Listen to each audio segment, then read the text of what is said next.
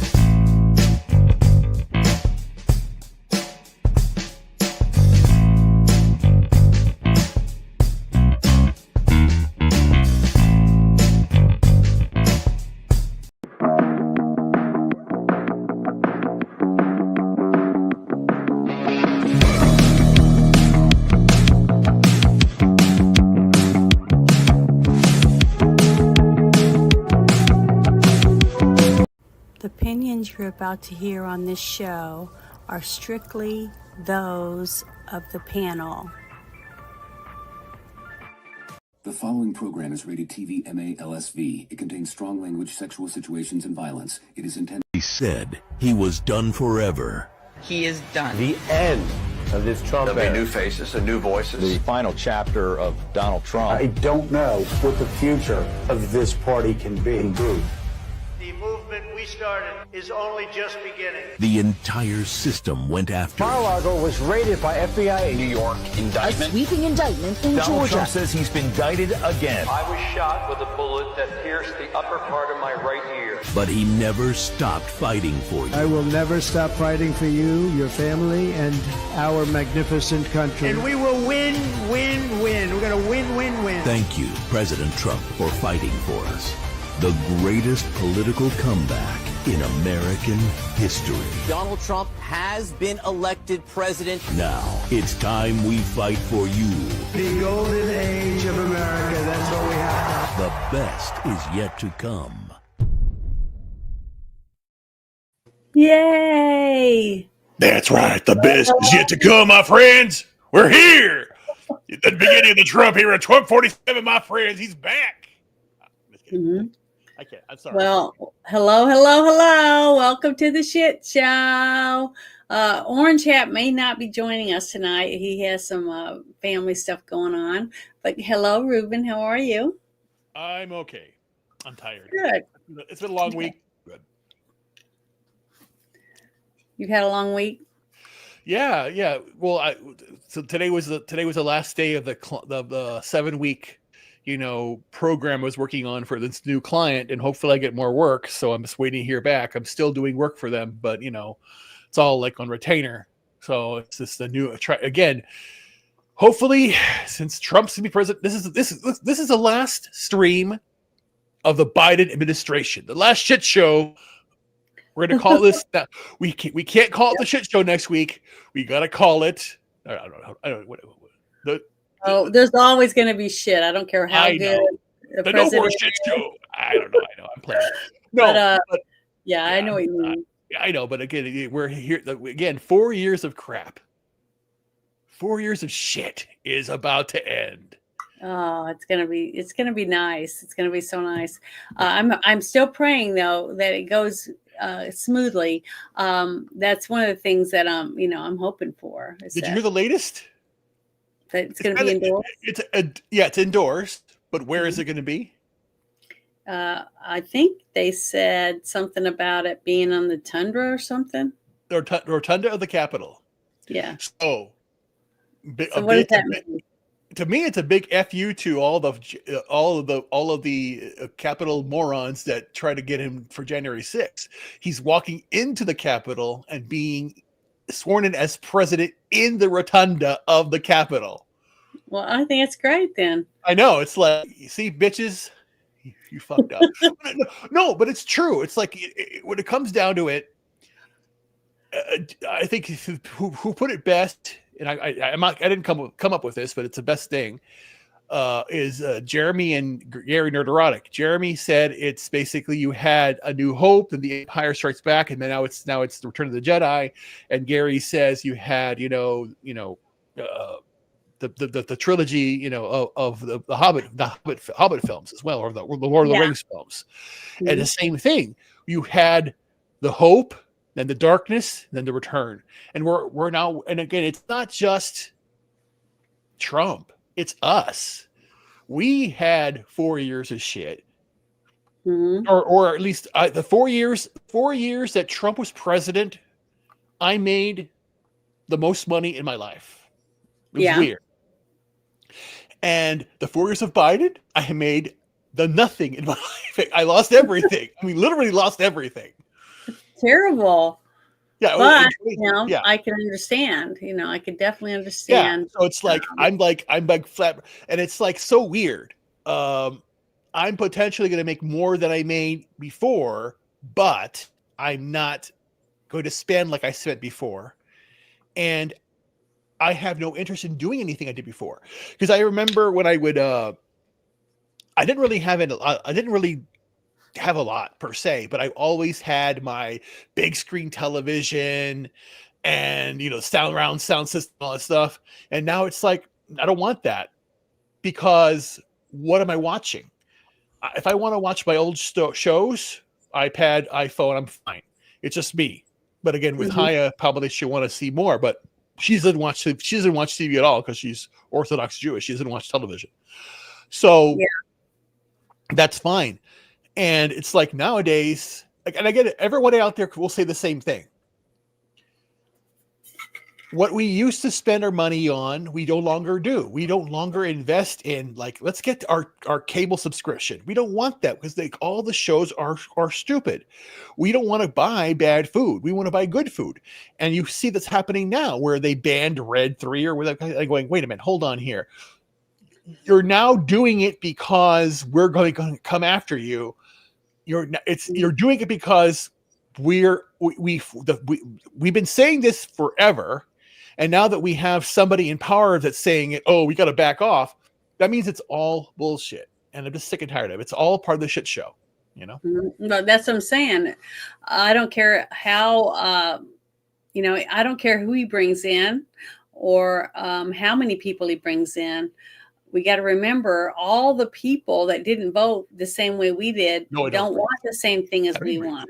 So we have to deal with that. I mean, that's just that's life. You can't make everybody happy. I don't care who you are. I mean, and to the chat, the truth is, no, I don't breathe because I don't need to breathe. I can speak constantly forever. I could speak for hours on any topic without being an idiot. I don't speak like an idiot does because I am vastly more intelligent than anybody out there. Thank you. Well, I found a couple things that I thought were fun and funny. So the first thing I want to present is I was going to show a video of Trump showing up at the White House. Oh, here we go.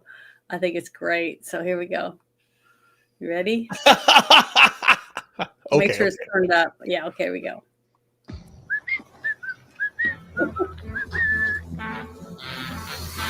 Dun, dun, dun, dun.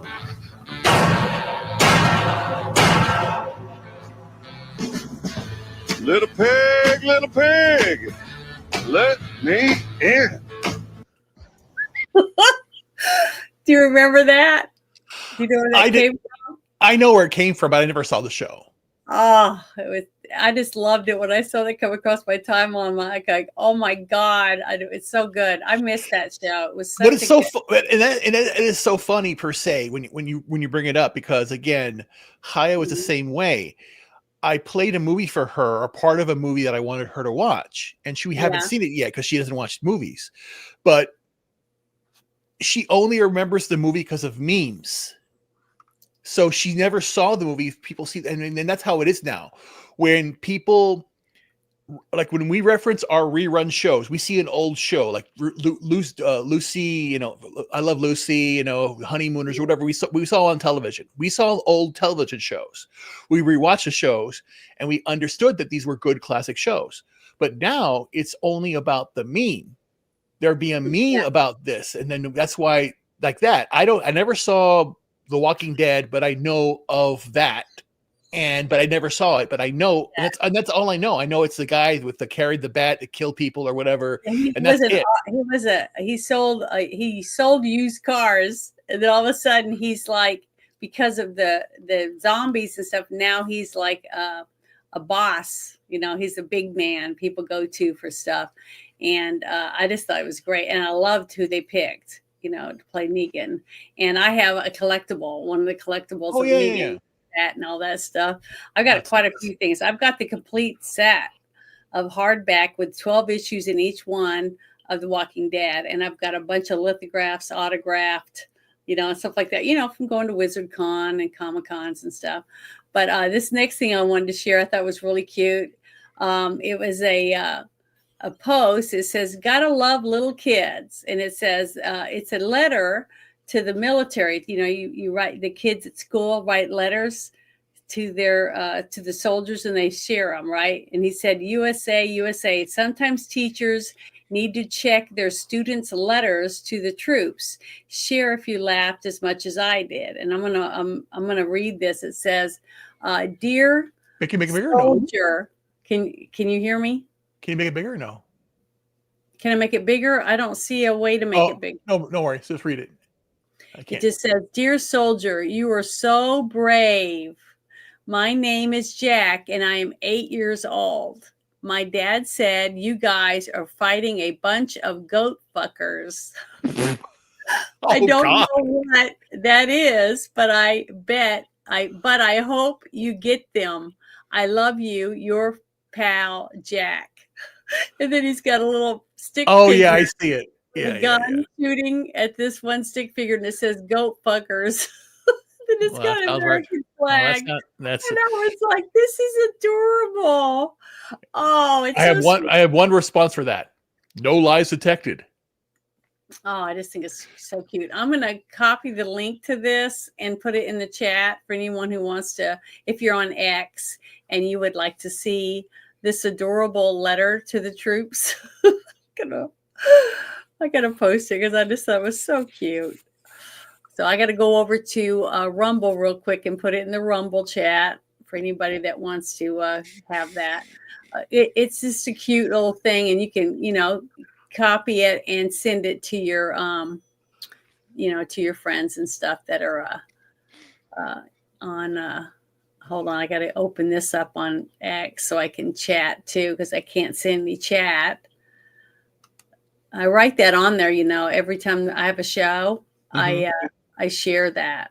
Right. Saying, please make it so you can talk to your people through here. I mean, thank God, so I can do it through YouTube. Why can't I do it through the other ones? But it's not like that.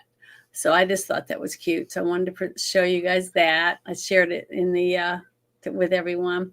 But this was something I saw. I came across my timeline on Instagram. I was over there posting, and this came across. It's from David Harris Jr. Do you know who that is?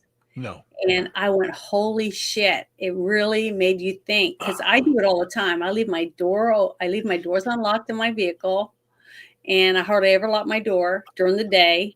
I just come back here, and I'm in the back, very back. So if somebody came in, they'd be in the hallway before I'd even hear them. Really, if I think about it. I always lock the door.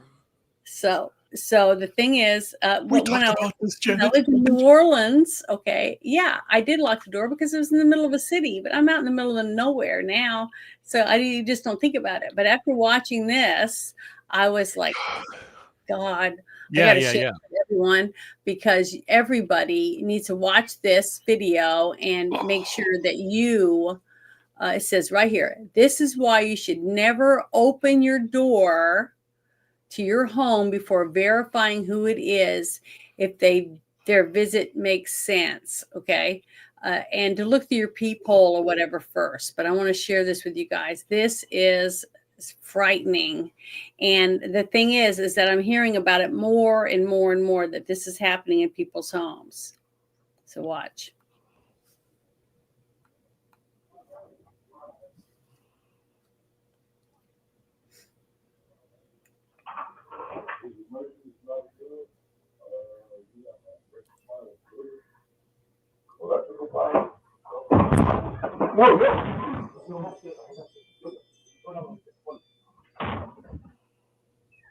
Oh.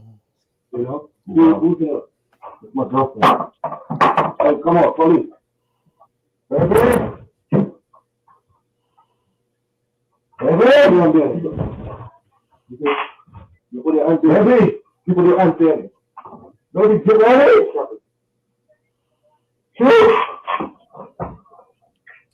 So his wife's back.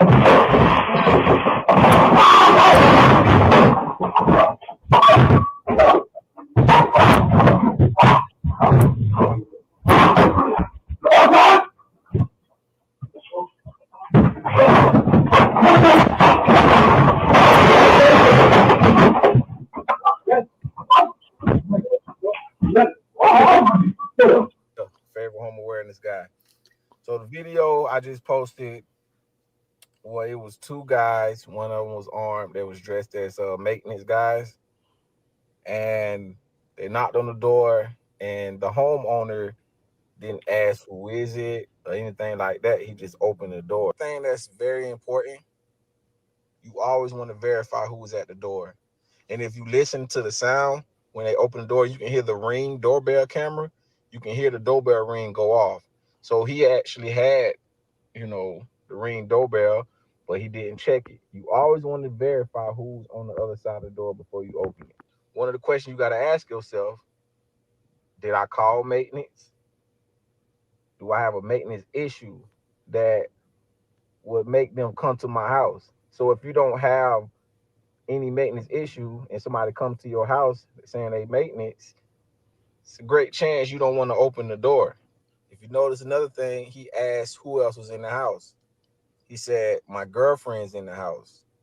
So then the other guy yelled out, police, like that was going to make his girlfriend come out. In situations like this, you want to also always have a safe word. So if you up front and your family's in the back, you want to come up with a safe word to where they know, hey, something ain't right, and I need to call the police and barricade myself if I can. One thing I liked about the video is that the homeowner fought. You got to fight sometimes, like your life depending on it, because you never know what's the mindset of the people that's coming in there to do harm to you. They just violated your space, and he continued to fight. I stress is that you always verify who's on the other side of the door before you open the door. You know my slogan?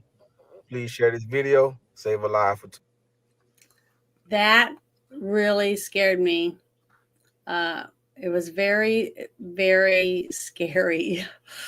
And when he's yelling, baby, okay, that meant he had a woman back there. And if he's dead or unconscious, they can do whatever they want to your kid or your wife or your girlfriend or your mom or your elderly mother that's in bed, or in a wheelchair or whatever.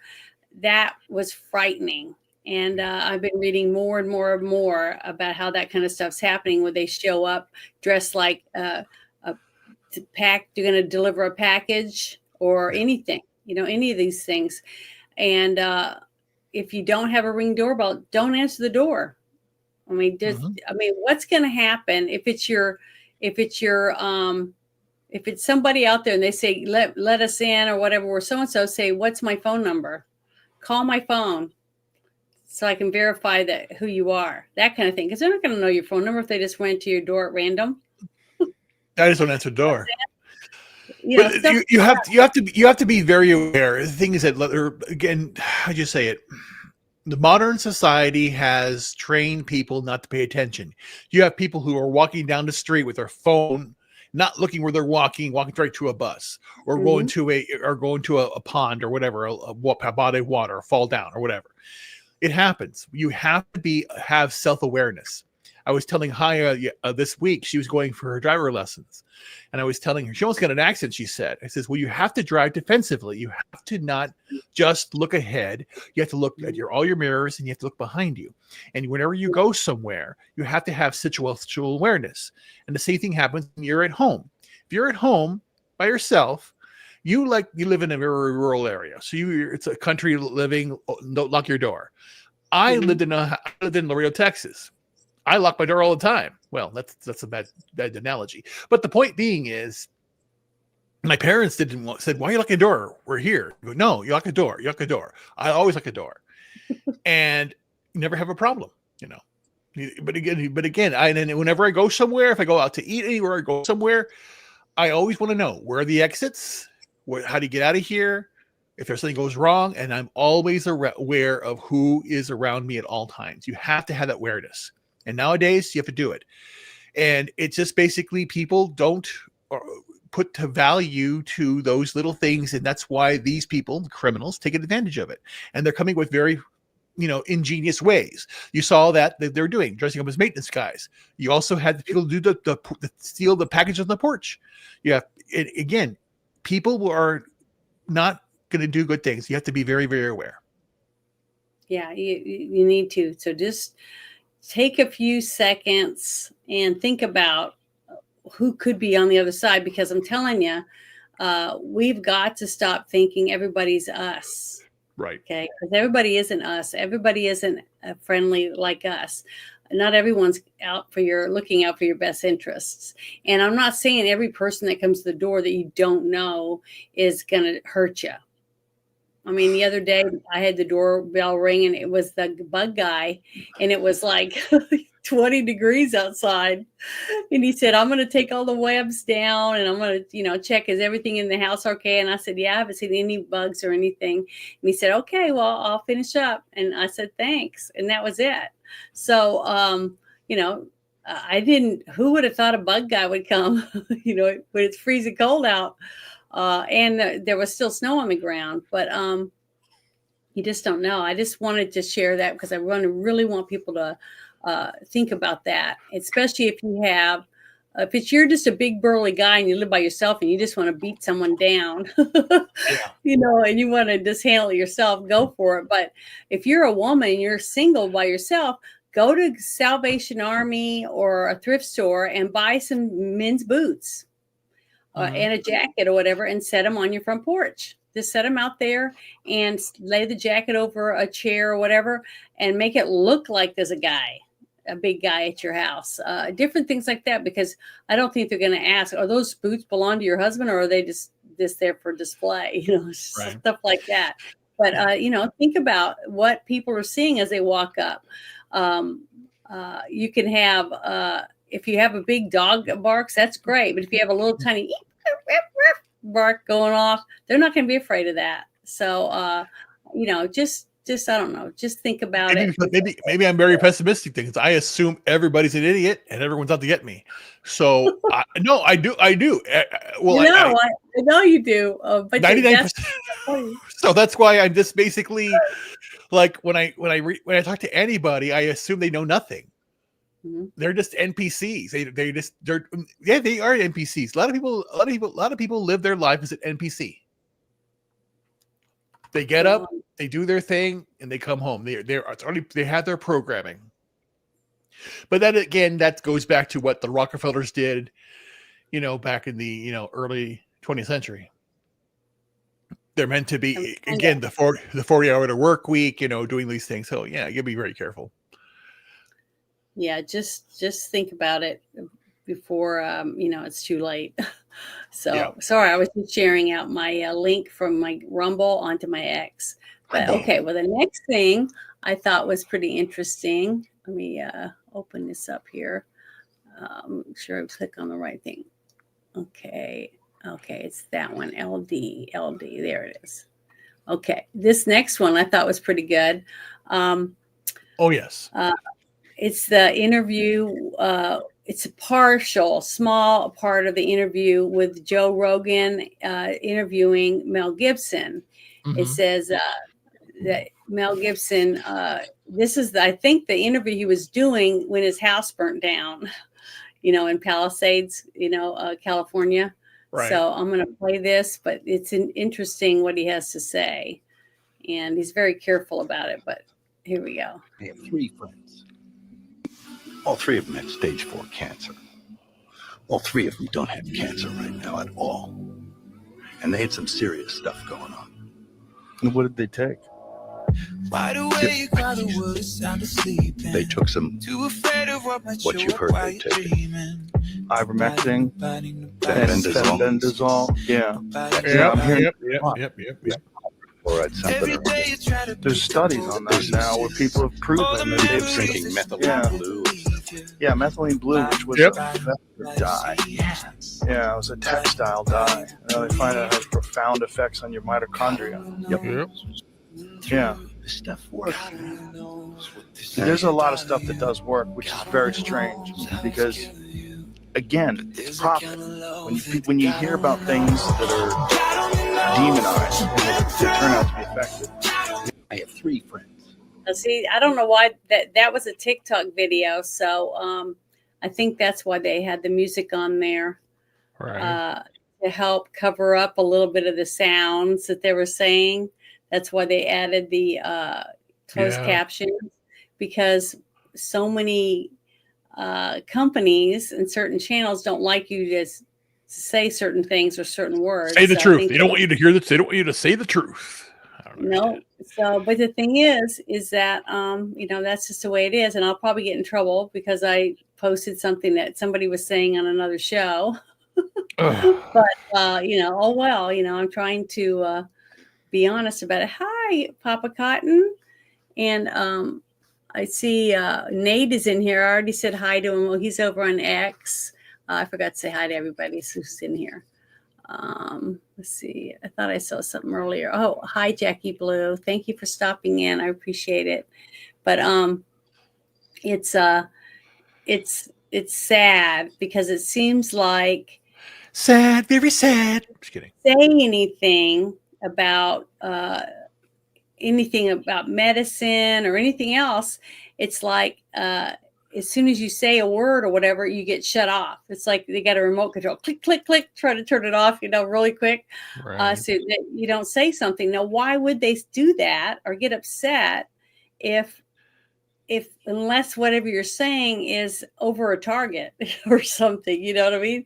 Yeah. It's the reason I wanted to play that though is that he did get his house burned down. I wanted to play that last week when we were talking about it. Right. And I couldn't find it. I knew I had it and I knew I shared it in our shit show chat, but I could not find that clip. But I wanted to play that because it also about what he was saying, but I wanted to play this next thing I wanted to share, which I thought was pretty funny. Here it is. Which one is it? Just give me 1 second. Here on this list. Here it is. This was funny because this came out and he found out basically when we did, because he said he didn't realize that he'd been picked until he read about it on the timeline. So here you go. That's pretty funny. It says Trump names Sylvester Stallone, Mel Gibson, and John Voight as special ambassadors to troubled Hollywood. They'll bring lost business back. And I just thought that was great because I remember seeing that they were all 3 invited to Mar-a-Lago. Mm-hmm. So they're, I guess, talking about what I guess Trump was asking them, what can we do to reignite good movies, and get people to want to go back to the movie theaters because we've got to rebuild the damage that happened, right? Because of the people being masked up and not being able to go to the theater. And then people started streaming mostly. Now, right. I went to the movies the other day and I saw Nosferatu and oh my gosh, it was good. And there was very few people. I mean, I think it ended up having 6 people in there with me. But when I got there, I was by myself, so I don't know. It's just as of right now, I'll never go see a movie in the theater again. There's no need to. I have no desire. Because again, it's too far between. It's too corrupt. It's been corrupt for its entire existence. Everything again, they're actors. It's pretend, and the fact that we give them any credence of being, in the industry, I know exactly what it is. But there's a lot of people just like me that work in it. There's stand-ins, people that do nails, hair, makeup, Right. all that kind of stuff. So it just, there are good people in there still. Oh yeah. There's But still, few assholes in there. But I wanted to read this. It says, "It is my honor to announce John Voight, Mel Gibson, and Sylvester Stallone to be special ambassadors to a great but very troubled place, Hollywood, California." Trump wrote on Truth Social Thursday, "They will serve as special envoys to me for the purpose of bringing Hollywood, which was lost much of the business over the last 4 years, to foreign countries, bring them back bigger, better, and stronger than ever before. These three very talented people will be my eyes and ears, and I will get done what they suggest. It will again be like the United States of America itself, the golden age of Hollywood." I just thought that was great. Yeah. He's really trying to help. He's trying to get he's trying to get some because again, Hollywood or movies and entertainment should represent culture, should represent what is going on right and be a reflection of it. And if you create something and it doesn't go well, you do something better. And what has been happening over the last 8 years especially is you make something and then people don't like it and you call them racist. That doesn't work. That's why it's rejected. If you don't, again, you have to put the work into what you're doing, and listen to something that's going to be commercial, something that's going to speak your message. And again, if you want to make a woke movie, go ahead and make it.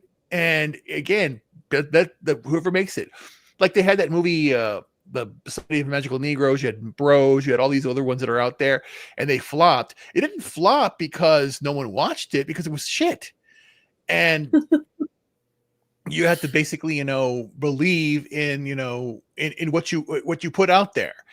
And I thought about that recently because, again, I'm a classically trained musician. I like to play music, and then I want to put out albums. I have an album out already. No one bought it, but again, it was about me putting out my work, what I enjoyed, and I'm very proud of what I did, and that's all that matters to me. I'm writing my books, and I have things I want to do, and I don't want them to be popular.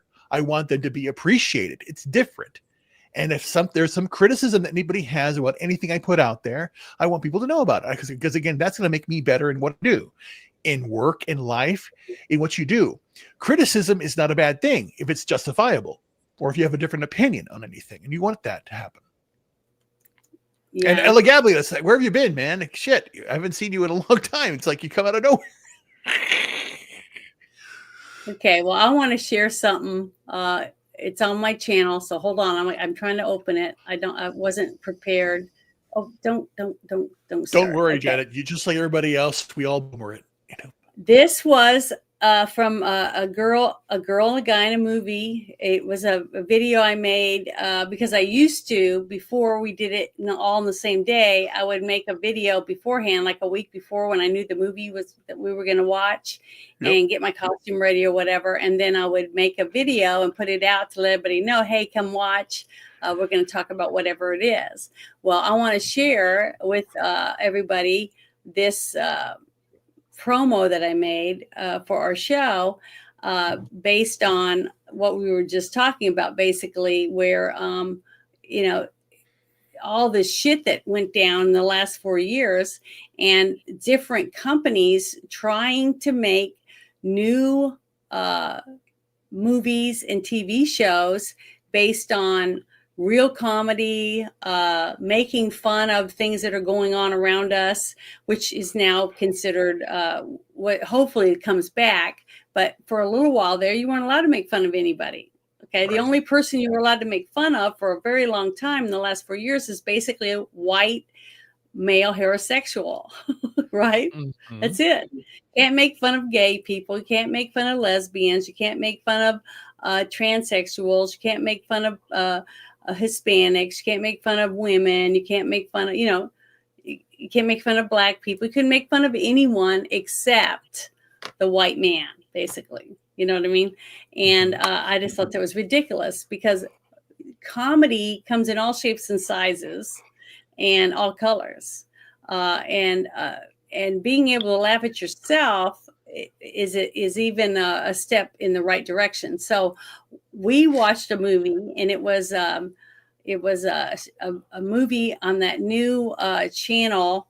I can't remember the guy's name. Is Charlie something. He started his own media thing. Remember, and he hired Gina Carano to make some movies and stuff, but I can't remember his name. Charlie something. And she was in a couple movies, and they weren't big blockbusters, but they're making an effort to try to make wholesome family shows, funny shows that are comedies. And then I made this, and we did this movie, and it was really funny. And I dressed up as a man, pretending to be a woman. What? And then we did this show, and the movie was called Lady Ballers. Oh, okay. Or whatever. Is that his name? No, I don't know. I can't remember his name. Matt but Walsh. They hired Gina Carano and Robert Davi. No. They have their own shows, like political shows on there. It's Right. their own channel or something. I can't remember the name of it. Damn it. I wish I could remember stuff. But here it is. Here's the promo that I made. I'll let you see it. Yeah. Now, it's from another planet. Join Bruce and I tonight as we review the comedy Lady Ballers. But see, it was just because it was political, and we were trying to help this channel get off the ground, basically, and get people to watch some of their stuff, because we went through and watched a few things, and it was funny. They had some good entertainment on there, but I just can't remember the name of it right this minute. I just go blank. I should have wrote it down in my notes, but I didn't. So sorry, guys. Wish I could fix it, but I can't. Okay, well, the next thing I wanted to talk about, I'm hoping that changes. That's why I was so happy about the whole thing with the ambassadors and getting them some people that we know that have made good movies. They've been good actors, and they've been good entertainers. And they're older now, so they don't have to be in movies anymore, to make a living. Now they can just go there and talk to younger actors and stuff and say, hey, what can we do to bring back entertainment instead of it being, let's feed the people what we want them to know, and that's it, instead of making entertaining movies and plays, music videos, whatever else, or short movies at these for festivals, and hopefully bring back something that's good to Hollywood, to where we can enjoy stuff again. Yeah. Okay. Good. Go ahead. The next thing I wanted to show was this. I thought was pretty good, because remember, we have been doing these interviews. The Senate has been interviewing different candidates for Trump's group of people he wants to bring to the White House to help try to, congressional hearings. Yeah, but he's wanting to bring transparency, and he's got a bunch of really good people so far in the interviews that I've watched, because I've done some live streams with Kristi Noem I did today, and then there was Marco Rubio, the young man that I can't remember his name, that they're interviewing for. Oh God, I'm so stupid. Plus, I'm tired, you guys. I got up at 4. I'm really exhausted. But just the different people that Pam Bondi, the different people they're interviewing for the different jobs. But this was one of the things I wanted to share with everyone, because I thought this was a really good her angle. So her point of view I thought was really good. So I'm going to go ahead and share it with everybody. So here we go. All right, Democrats love to claim that Republicans are stuck in the past. But today at Pam Bondi's confirmation hearing, that old fossil Dick Durbin dragged us back to 2020. What a dick! She handled him masterfully. Do you have any doubts that Joe Biden had the majority of votes, electoral votes, necessary to be elected president in 2020? Senator, all I tell you as a prosecutor is from my firsthand experience. And I accept the results. I accept, of course, that Joe Biden is president of the United States. But what I can tell you is what I saw firsthand when I went to Pennsylvania as an advocate for the campaign. I was an advocate for the campaign, and I was on the ground in Pennsylvania, and I saw many things there. But do I accept the results? Of course I do. Do I agree with what happened? And I saw so much. No one from either side of the aisle should want there to be any issues with election integrity in our country. We should all want our elections to be free and fair, and the rules and the laws to be followed. I need to get glasses like that. Hear, hear, Pam. Well, Durbin, of course, didn't lay a glove on her, and neither did the other anti-Trump grumps, who seem to be speaking to the cheap seats at MSNBC. I'm asking you, sitting here today, whether you Oh, are this aware of a fucking factual predicate to investigate Liz Cheney. Senator, no one Based has on what asked you me know. to investigate Liz Cheney. This We're fagot's also going worried down. about Liz Cheney, The Senator. president has You know called what we for should this. be worried about? Ms. Bondi, The please crime rate answer in my California questions. right now You is are aware, through the roof. Ms. Bondi, Your my- robberies Ms. are Bondi, 87% my higher question- than the national my question average. is this. That's what I My want to question be is focused this. on, Senator. Do you have the if I'm power to confirmed say as no to the Attorney president? General. Does Adam Shut the Schiff fuck really up. think that Americans lie awake at night worrying, fretting piece about of the shit. fate of Liz Cheney? Talk about out of touch. This was a 6-hour exercise in liberal futility. It was like an extended campaign commercial for the GOP. Under what circumstances will you prosecute journalists for what they write? Is President-elect Trump eligible to run for another term as president in 2028? These are idiots. The president of the United I States. know. They're all fucking idiots. They pot calling kettle. It is. They're all they're saying is what we did. They did. The Muppets. They still can't quit their Trump's a threat to democracy obsession. It's unbelievable. It blew up in their faces on election day, but I guess they just got nothing else. Senator after senator sounded like they just ripped the pages out of Kamala's old debate prep. Mm-hmm. He has also said illegal immigration is poisoning the blood It of is. our nation. Yes, it He is. said that Get out. in December 20. Get the fuck out, then. Do you agree with that statement? Flat-chested. Senator, flat-faced. I am not familiar with that statement, Whatever she but what is. I can tell you is I went to the border a few months ago. I went to Yuma, Arizona, and what I saw at that border was horrific, Senator. It was horrific. Ms. Bondi, I went to a rape that- crisis center. That If is I could not my finish, question. I went to a rape crisis center. Well, I'm not familiar with the statement, but I get went to a to rape the crisis next- center. I Let me met get to with the Border important- Patrol I have? agents. I'm sure you've been to the Ms. border Bondi, as well. So I you want to could get answer to my that. next question. I want to make sure my staff has written my questions clearly because I can't think without the papers in front. But of course, once again, Bondi exposed the Democrats' real priority, and it is not the safety of the American people. Mm-mm. Now, perhaps the most hilarious of many hilarious parts of the spectacle was when Democrats had the nerve to try to skewer Bondi on the weaponization of the justice system. Right. Yeah, it's so It stupid. would not be appropriate for a prosecutor to start with a name and look for a crime. Which you It's just the did. prosecutor's job to start with a crime and look for a name. Are you correct? fucking idiots? Senator, I think that is the whole problem with the weaponization that we have seen the last 4 years and what's been happening to Donald Trump. Yeah. They targeted Donald Trump. They went after him. I will not target people simply because of their political affiliation. Justice will be administered even-handedly these people are throughout just- this country. When you got half, senators do this. half of, they're all idiots. They're idiots. Newsflash, we're bored with you. Okay. Mm-hmm. Finally, under the leadership of AG Bondi, I think the scales of justice will be at balance again. No more using the FBI as a retribution squad. No more messing with the FISA courts. No more activist U.S. attorneys.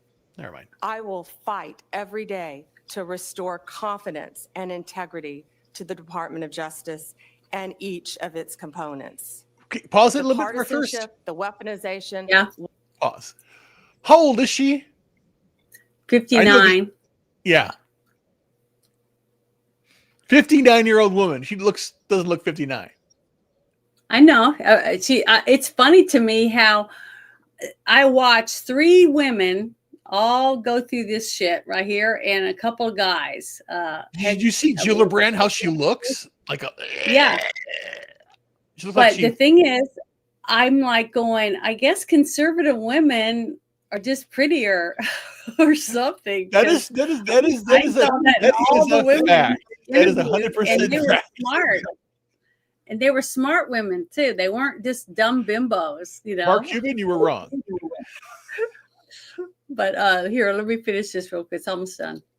Will be gone. America will have one tier of justice for all. As it always should have been and will be again. She's a superstar. I thought it was great. So I just wanted to share that. Yeah. Because she is, whoops, sorry. I turn that off. I was trying to do it, and I moved my mouse, but she did good. I was really proud of her. She really kicked butt to sit there and just be belittled constantly. You get asked a question, as soon as you start to answer it with something they don't want to hear, they start talking over you. So I don't know. It was I know for sure I wouldn't have made it. Conservative women are hotter, period. Saying I the get F the word every 5 seconds or something, because it was, oh my God, it was hard. But I thought Laura Ingraham did awesome on that part of her show. So when I saw that come up, I was like, yeah, I gotta share that, because that was really, really good. So this next thing I thought was good. Let me share this, because we're talking about this because this is what on all week with all these interviews, and I wanted to make sure everybody got to see it. I think this is the next one. Yeah, here's another one. Let me pause it. It's already started. Darn it! Come on. Okay. It says, in the comments is a list of the recent U.S. politicians who have been charged with sexual crimes involving children. So while this is playing, I'm going to share the link to this X profile so you can go down here and read all the names of these people. But I want you guys to listen to this, because she did such a fantastic job. And I did a live stream for 6 hours. With these different people being, yelled at and pushed around, and they tried to stomp all over, and she handled it like a champ. So I was really proud of her, and I think that she'd really do a good job. So here we go. I guess as I reflect on what you've said today, oh God, I did not expect you to be as outspoken as you are about Kash Patel. He's been characterized as a professional career defense attorney and a career prosecutor. That's a pretty amazing achievement in his life. But he also has said and done some things which are impossible to understand and justify. Like what? For example, are you familiar with something called the QAnon conspiracy? I have heard of it, but I do not know what it is, but I've heard of it many times, Senator. So let me tell you what I've learned about it. Its core belief is that a cabal of satanic, cannibalistic child molesters are embedded within our government. Which is true. And are against President-elect Trump. Yes. Okay. Yes, Mr. Said, quote, I agree with a lot that the movement says. End of quote. And? Sound like a good preparation to run the FBI. It does. Senator, know anything about? Listen to this. I had heard of QAnon, but I've never heard that definition attached to it at all. You're going to have to ask Mr. Patel about those statements. We will. And I'll tell you, until we get answers to those questions, I don't know many people on this side of the table will give him an unequivocal endorsement. This and his enemies list, what he calls his government gangsters. This is what you expect of Stasi. This is what you expect of secret police. Are you fucking kidding me? What a dick. In America, as you've even described it at the table today. So I would say this unequivocal support of Mr. Patel should at least have some reservation until he explains some of these outrageous positions he has taken. I look forward to hearing his testimony about QAnon in front of this committee. You will. Because he's God. part of it. He's part of the whole bullshit. Yeah, but this is Again- what's so funny about this is the fact that they can't contain themselves. That it's not even, the interview has nothing to do with Kash Patel. This is supposed to be her interview for her position, right? But they can't help themselves. They're constantly bringing up Trump and other people that have nothing to do with the job that these people are being interviewed for, because they cannot stand the fact they can't do anything about this, because they know they have enough votes for every single person that's brought up before this, unless a couple of the rhinos say fuck you and do their own thing, which I don't think they will. I don't think they have those balls. They're good primary. Don't worry about it. Yeah, it's over. The idea. It's seeing these people sweating bullets and barely able to contain themselves because they're sweating. They know it's over for them. And how many of them? They're constantly saying, are they going to come after Liz Cheney? Are they going to go after so-and-so? Are they going to do this? Trying to find out, because if they're going to go after those people, then they're going to go after me. That's what they're thinking. You know what I mean?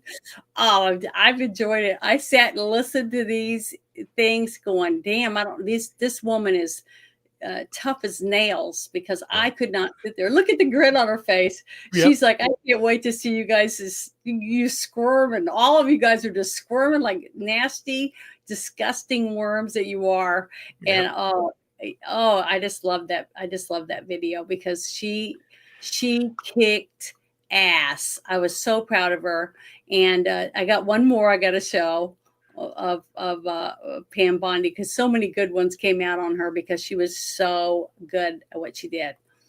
So here we go. Here's another one. This was a post by Juanita Broaddus.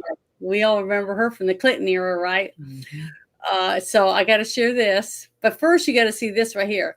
He's wearing a foreign flag on his lapel while he's a senator, and he's trying to confirm another person about whether they're going to have a job there. Ukraine or what? I don't know. I don't know what. Make it bigger. Make it bigger. How do I make it bigger? Right here. Go down. Yeah, right there. There we go. There we go.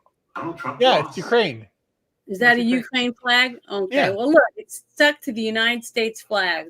Yeah. So where's his loyalty? It's not to America. To NATO and the deep state. That's what this is, as usual. Blumenthal, right? It's Blumenthal. He's an idiot. Yeah. So let me get this up here. Let me get it bigger. But I'll make sure it's turned up. Yeah, we go. Here we go. Now watch this. This is really good. I have to say also, really troubled, deeply disturbed by some of your responses and non-responses to the questions that you've been asked today. You have to be able to say that Donald Trump lost the 2020 election. You dodged that question when you were asked directly by Senator Durbin. You have to be able to say that no, I don't. January 6th insurrectionists who committed violence There's shouldn't insurrection. be pardoned. You said that I have to sit up here and say these things. No, I don't. I sit up here and speak the truth. I'm not going to sit up here and say anything that I need to say to get confirmed by this body. I don't have to say anything. I will answer the questions to the best of my ability. I thought that was good. See, she stood her ground. Yeah, they're just fucking dumb. Democrats are idiots. She can do this job, period. You know, I think she's gonna kick ass and take names. I can't wait till she gets confirmed, because I just think she's adorable. I don't ignore at all. This shit's done. Again, there are still, sadly, a lot of people that are just disconnected from reality, and but not that they have nothing against Trump. I'm just saying they're doing their thing. They're going through their lives with a very myopic view. They're only concerned with their life. And you know that time is over, because things are moving very, very quickly still, and the narrative is, it's over. The narrative, the lies of the narratives are over, because there is a satanic group out there. They are doing these things, but we just we put it aside because it's not a lot. And there's things that are even more nefarious. Like the one big thing is the whole recycling bullshit. All your plastic you do, if you do any recycling and put your damn blue garbage bags out there, whatever, or a box out there, all that gets shipped overseas and is just in a landfill somewhere. They don't process it, and it mucks everything up. And then over there also we have slaves that are actually in the Congo, because your devices you have, your iPads, your iPhones, your computers, all have batteries, and they got rid of the whole idea of rechargeable batteries and replacing your batteries. You have to replace the whole thing. It's a whole planned obsolescence aspect of it. Oh, you can't do this, you can't do that. So it's all bullshit, and that's the real problem. And these people are complaining about threat to democracy, which how many times is democracy in the Constitution? 0. It's not in there. We're not a democracy. Stop saying that bullshit. God damn it, it's a Sussex. Oh, well, hold on. I was trying to see if I could find this other one. Hey, grumpy old ninja. This is it. This is my presidential picture. Damn it. We're here. Rawr. Gonna kiss some ass. Oh, I wish I could figure out where it is. But yeah, I just think it's I just can't wait to see all these people burn, basically. I do have something to share really quickly if you want me to do that. Go ahead. So the fact you said burn, I was watching Glenn Beck today, and Glenn Beck had an interview with a filmmaker who had made a film about the California situation with their firemen. And this was made a few years ago, but it had never gotten any publication because I believe it was Netflix and other streaming agencies said, oh, you can't, you're not blaming climate change for fires. You're blaming mismanagement for fires. And this was done before the fires happened. So I'll give you a link so you can look at the movie, because now the movie's available now to watch and you can buy it. And it's a really good made movie. And I'll play the trailer for you, but I'll put the link to the movie in your private chat so you can, it's not private chat, so you can you can send it out, Janet, so people can show it. And I'll show the trailer, because this is a movie that this preceded this. It's now being looked at, and it's the best movie documentary regarding firefighters ever made, they say. So let me do this real fast. Let me just share my screen so I can show the picture. Okay. Show the picture. Show the video here. And let me show you here. Here's this. This is called Hot Shot. Hot Shot movie. It's available right now on Amazon Prime, Apple, Video, and Google Play. You can go and get it. It's only $2. In the chat on I gave it to you already. Oh, it's in the private. Okay, I'm sorry. And then I will. It's a documentary about wildfire, and I'll play the trailer right now. Hopefully, you can hear it. If you can't hear it, let me know. Go ahead. Let's see if this comes up. Is it gonna play? This is the closest thing to war that you'll ever see in California. You go direct to the fire's edge and rip the fuel out of its mouth. The aircraft are there to give the ground crews time to get in there and go direct. All the forces are conspiring to do one simple thing: separate the fire from its fuel.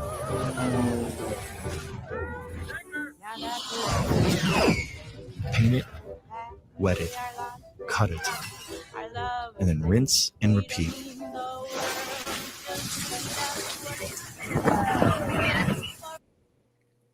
It's crazy. So that's a documentary that somebody made about California firefighters. Yep. They made this a while ago. Not a, Well, about a year. they have tons of them because there's such bad management with forestry. Exactly. So and water management, they suck. And what was funny is there was a interview that I did today when I was after the confirmation hearing was over with Kristi Noem. Okay, and there was what was his name? Ron Paul. He was one of the ones that was doing the whole thing with Kristi Noem, and he was saying something about, well, what's the problem? Why can't that all these fires are going on and you got water all the length of their state? Why can't you just put something out in the water and keep those reservoirs filled up just for the fires and always have all the water you need? Yeah, but the thing is, you can't use ocean water if you put out a fire because you'll kill the soil. Well, the soil is already damaged with all the fires, anyways. No, but it's not. But that's incorrect. It's not damaged. Fire actually rejuvenates the soil. Okay. Mm-hmm. But what California has been doing they've been cutting off the water. Now they're blaming Resnicks for this, and it's a combination of corporations and business, the public-private partnership, screwing up. It's California's politics that's caused the problem, and until the people push back, or they'll do it. And we had a run of some Republican governors after Reagan. They had bad Democrats. They did get Jerry Brown for like fucking, I don't know why they did it for twice. They did that. California's fucked up state, whatever. And it's mismanagement. It's government mismanagement has caused the problem. And the solution has to be people have to come back and fight and get it done. Yeah. And that's the thing is, that's the whole thing. When he was president, he basically says they're not cleaning up the debris. They're not raking everything. And then you had people in the mainstream media saying, he's talking about raking. How dumb you can't rake this. It's outside. You don't rake the outside. Yes, you do, dumbasses. And the thing is, I can tell you right now, in Arkansas, there is miles and miles and miles and miles of forestry done by this company called Weyerhaeuser. Okay. And they make paper products and wood or whatever, lumber, but they go in and they cut out all the trees that are a certain height and size or whatever for their lumber. And guess what they do? They send a group of people that plant trees. Yep. So you have trees at different heights. Okay. But they're far enough apart where they can get in and cut them down and whatever else. And that's all it is. Just forests for the deer, for the birds, the squirrels, whatever. They don't kill any animals. All they do is chop the trees down and leave, but not all the trees. It's not like a barren wasteland when they're done. Like you see when they're doing the rainforest, they got bulldozers and shit. They don't have that. They just have logging trucks and people putting the machines and picking up the trees and putting them on the thing, and then they plant new ones. So you drive around for miles and miles, and there's all different size forests with different size trees all in it. You want to know something? You want to know something funny? Mm-hmm. Forest fires in California, right? Synonymous with it. There is a tree that is naturally fire retardant. And cedars. Well, I want you to think about it. If you had a tree that was fire retardant if it caught fire, it would put itself out, and those trees would stand the test of time, would last for not hundreds, but thousands and thousands of years. Mm-hmm. Me saying that, what tree is it? What California tree? Redwood trees. Sequoias. Wow. The sequoias, they're like thousands of years old. Yeah, see, all I know is I went to the petrified forest, and I thought there were redwoods, and they were huge. You could drive a car through them. No, but these sequoias are even bigger. And the sequoias, you had some sequoias that have been around, like they aged them. They found out how old they are. They are 2,000 to 4,000 years old or more. It's like just plant I don't sequoias know. all I over the don't place. understand. I don't understand. But all I know is that I took forestry when I was in, I think it was in 11th grade or something, because we had to take a certain kind of classes, certain classes for credits or whatever. And that was one I thought was interesting. Right. And at the end, you go to this, they take you in a bus with a bunch of people that want to, take this test to maybe be a forest ranger or whatever, a forester, a person that plants trees or whatever. And I made 100 on the test. And you had to have this big wooden stick and hold it up and look through it and see how many logs of timber you could get from the little trees. And then you had to look at the bark and the leaves and tell them what kind of trees they were and all that stuff. I Good. have to study again to remember them, but I learned a lot of different trees, but they were from this state, that type of thing. But the thing is that I could tell when they had people walking through the woods and stuff, and you couldn't even get through there because there was so many dead limbs on the ground and trees falling over and all that stuff, and tons of undergrowth. Okay. And that's what burns. Okay. When that burns long enough, then it will set the trees on fire. But if there's not a lot of underbrush that keeps the fires going long enough, it goes really fast. It burns through, and the trees have a little bit of charcoal on the outside, but they don't kill the trees. It just kills most of the underbrush. So there are just things like that we learned. That's how you save forest fires and you stop them. Like in some states, we were traveling to take my mother to Mount Rushmore, and we stopped a lot, just to look at things. And she wanted to go to every little tin hole in the wall casino on the way there. And we just stopped at all these places, but you could see how well maintained a lot of these forests were, because you could walk around. Now, I'm not saying it was completely barren, because it wasn't. It was, undergrowth and poison ivy and stuff like that. You still had to be careful where you go to the bathroom or whatever, but it wasn't so overgrown that there was no way for the firemen to get in and put fires and stuff out, because it's just impossible to get through there. So we saw lots of trees with big red X's on them. We didn't know what that meant. So when we got to this one park, I asked one of the rangers, what are the big red X's that you paint on these trees? And he said, those trees are infected with he said the name of it, but I don't remember, some kind of beetle. And he said that we have them marked, and what they're going to do is they're going to cull those trees out. And once we cull them out, it would hopefully cut down and it won't spread to all the trees, because if you don't do anything over time, all the trees, this kind of tree, whichever it was some kind of pine, would be infected, because these beetles love that kind of tree, and they'll infect them and they die. They eventually die. And then we'll have a whole big area of dead wood, just all be dead. So I was like, oh, okay. See, so you learn stuff if you pay attention to what's going on. But it's just sad, because that you got all these fires and all these millions of dollars in damages now, in homes lost. And I think 27 people have been found dead now that died from these fires. And it's just sad. It's sad that this happened simply because, or for whatever reason, they hired dumbasses in those positions of power instead of making sure all the reservoirs were filled with water and how to fill them. They just let them be dry. I don't know. It doesn't make any sense. When what is it called? DEI hires, when you hire people just because you want to have a quota of how many women or how many Hispanics or how many blacks or how many whites or whatever, right? Isn't that what that is?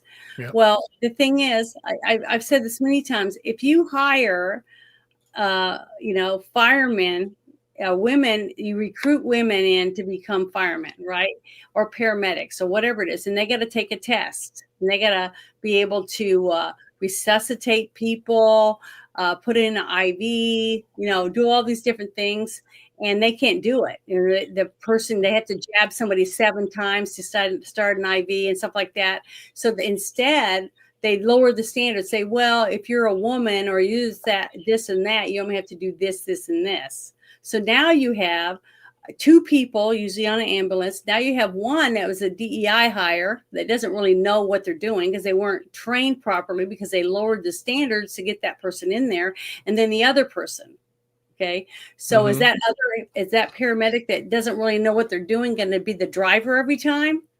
What if you have somebody that's combatant back there fighting, you know? I mean, you're hurting the other person. You're risking the person's life that's in the ambulance that you picked up and your partner, because now you can't help your partner do whatever needs done in the back of that ambulance. And same thing with the firemen. If you have 4 women on DEI hires or whatever, I'm just using women as an example, because they had to put a step ladder there to help them get over the wall.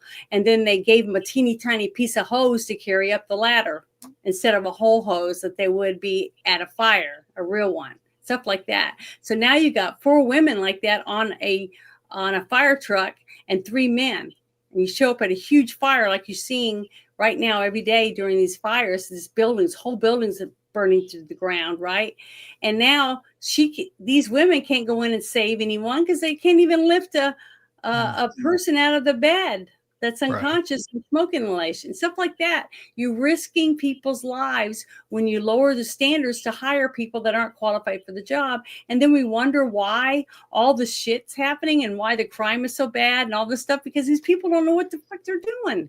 They're just dumbasses put in a spot to sit there and paint their nails or do whatever the hell it is that they think's never going to happen, because they just want to make it look like they care about, oh, look, we have this many women, we have this many people with no hand, or, you know, I don't know what their standards are, but it's just dumb. When I go to a doctor and if I was a sign on the wall and it said I made all D's, but yeah, I'm your doctor, you wouldn't want to come back to that doctor if you knew they didn't pass half their tests. You know, I'm just saying, we would care more if we knew a little more about what was going on behind the scenes, about whether or not that person. Have you ever gone to like 4 or 5 different doctors and wondered why, 2 of them seemed like they were stupid? And then you go to another doctor and they actually ask you questions and they talk to you about your symptoms. And you're like, these 4 doctors all went to school and this one is an idiot. This one doesn't seem to have any bedside manner, doesn't give a crap. And this one's really good. You know, I don't know. I don't understand it, but that's what it is. I think they just, said we need to graduate so many people. So we have to push them through, just like high school. You're letting people graduate from high school that can't read and write, that can't read cursive. And then we expect them to go out in the workforce and get a job. Well, they can't, because they cannot work. They can't read. They can't do the stuff that they need just to have a job at McDonald's or whatever.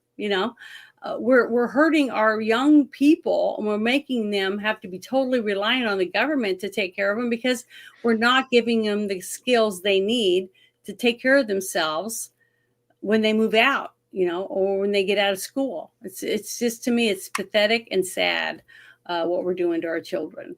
But let's see. I'm going to get the next one. Oh, this one's a good one.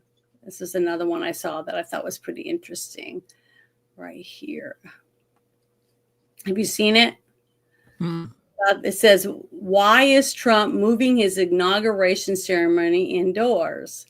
They don't cancel the Macy's Day Parade or football games when it's cold. Is it to keep people safe from the weather, or just to keep people safe? Either way, I'm glad people will be safe. But I wanted to play what he has to say. Make sure it's turned up. Honestly, I think this is why they're moving the inauguration and all of the people that were going to Washington to stand out in the cold to witness it inside.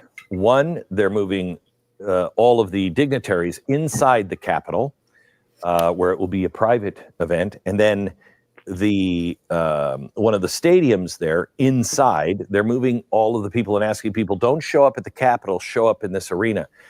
I think it's because these guys are under such threat, because this is Jason Bourne stuff. Look at, they're changing the power structure in everything. Do you know how much money is going to be lost because of Donald Trump? Do you know how much power is going to be lost because of Donald Trump and all of his surrogates? I will tell you, it could be because it's cold. It's going to be 25 degrees in Washington, D.C. on Monday. Doesn't everybody know that? I mean, I've seen inaugural addresses out in the cold, with people bundled up. I mean, they don't cancel the Macy's Day Parade. Everybody knows it's going to be cold. And if it's too cold for you, you don't go. It could be just because Donald Trump knows what the media would do if somebody had frostbite. But does that make sense to you that they're moving it because of the cold? Donald Trump, and I'm going to cover this on Monday as we at Blaze TV have our complete inaugural coverage beginning at 11 a.m. on Blaze TV on Monday. But I will tell you, he's hired his own private security company. And he's not leaving it to the Secret Service. Is it to keep people safe from the weather or just to keep people safe? One way or another, I'm glad that they're going to be safe. Yeah, a lot of people have been talking about that today.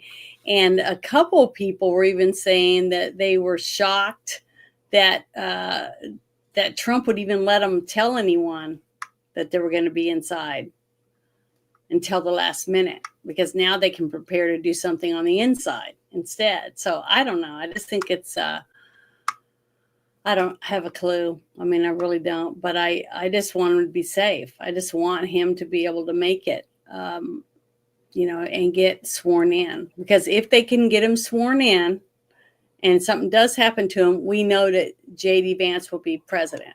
Okay. Mm-hmm. If it happens, something happens before he's sworn in, I don't know what will happen. You know what I'm saying? It's going to be all chaos. And that's why I really hope that, things work out the way we want it to. Oh, I wanted to say hi to Joe's Atmosphere, Grumpy Old Ninja, Guitaro. Thank you for being in there, because boy, you guys are chatting up a storm, which is great. And I'm sorry, but since you're in YouTube, I can see your stuff.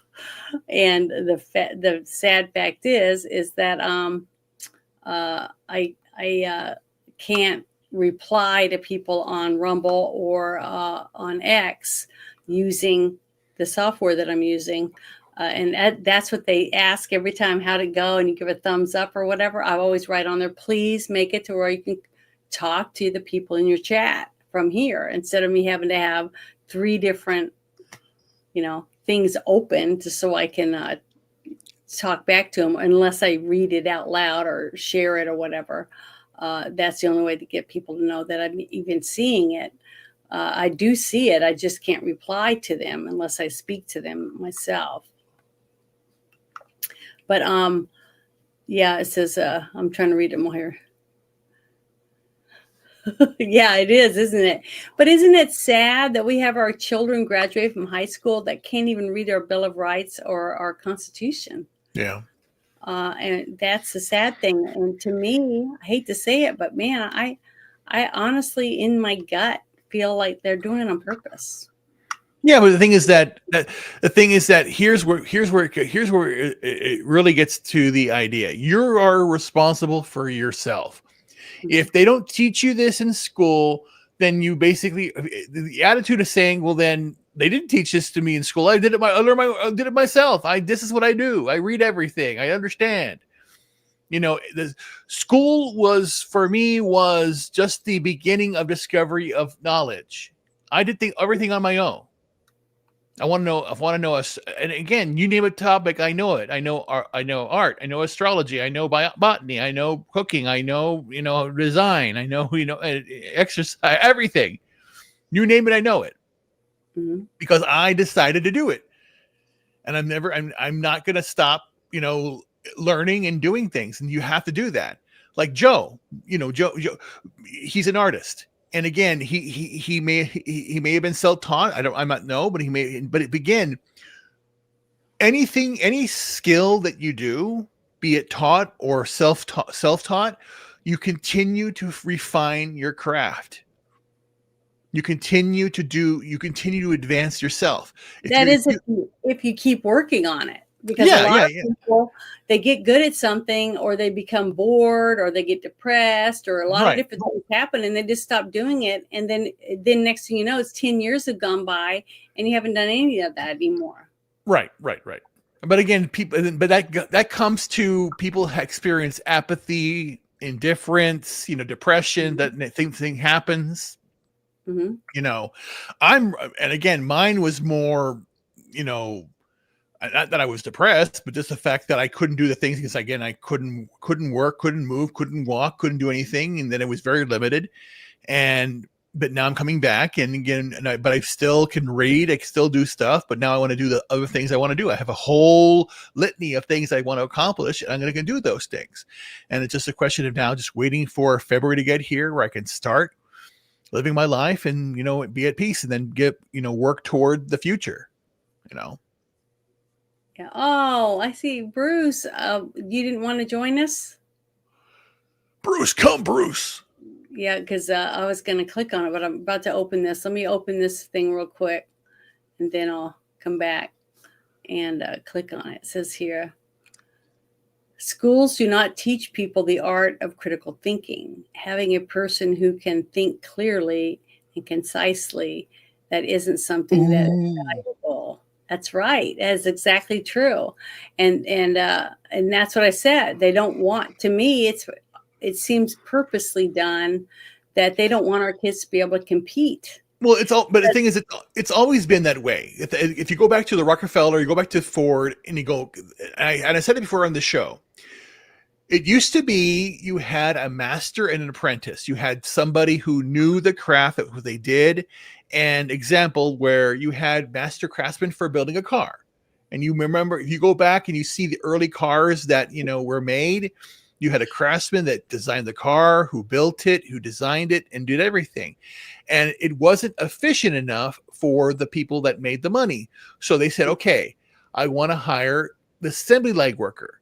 They wanted basically because it's better for scale. But instead of basically you being an expert of the car, you become an expert of the steering wheel, the tire, the dash, the hood, the engine, just your particular part. And even not even the whole engine, just part of it. You did that. So that was your skill. And then that's what you did. And they said you have to mass produce this. So you have to, that's all you did. So it was rote. That caused the whole, people having repetitive injury and all that stuff. But it damages the brain because then you don't think outside. You don't create anything. You're just doing your one thing. And school is like that. School teaches you to basically sit in a desk. You're there for your 8 hours a day and you do it. No, I don't do that. The whole 40-hour work week is bullshit. The whole working 5 days a week is bullshit. I work more than that, but I'm doing what I love. It's not work to me. It's a vocation. It's something that I inspire to do, and I'm going to continue to do those things. And regardless if I'm going to be working or if I'm basically I can't work anymore, I'm going to do what I love, and that's the most important thing. You have to do it that way. And again, you can say, "Yeah, I have bills to pay, I have this to pay," but that's the whole idea. That's the myth. When you basically say, "Oh, I have to pay for this and pay for," no, you don't. You don't have to pay for anything. You choose to do it because that's what you want to do. If you like in school, here's the thing. They always say reading, writing, and arithmetic. And that is bullshit. I don't want you to read. I want you to comprehend the things that you are digesting. I don't want you to write and just, I want you to express yourself through those words and speak your voice. In arithmetic, budgeting. The government doesn't budget. We have I can't believe it, 36 billion, trillion dollars in debt.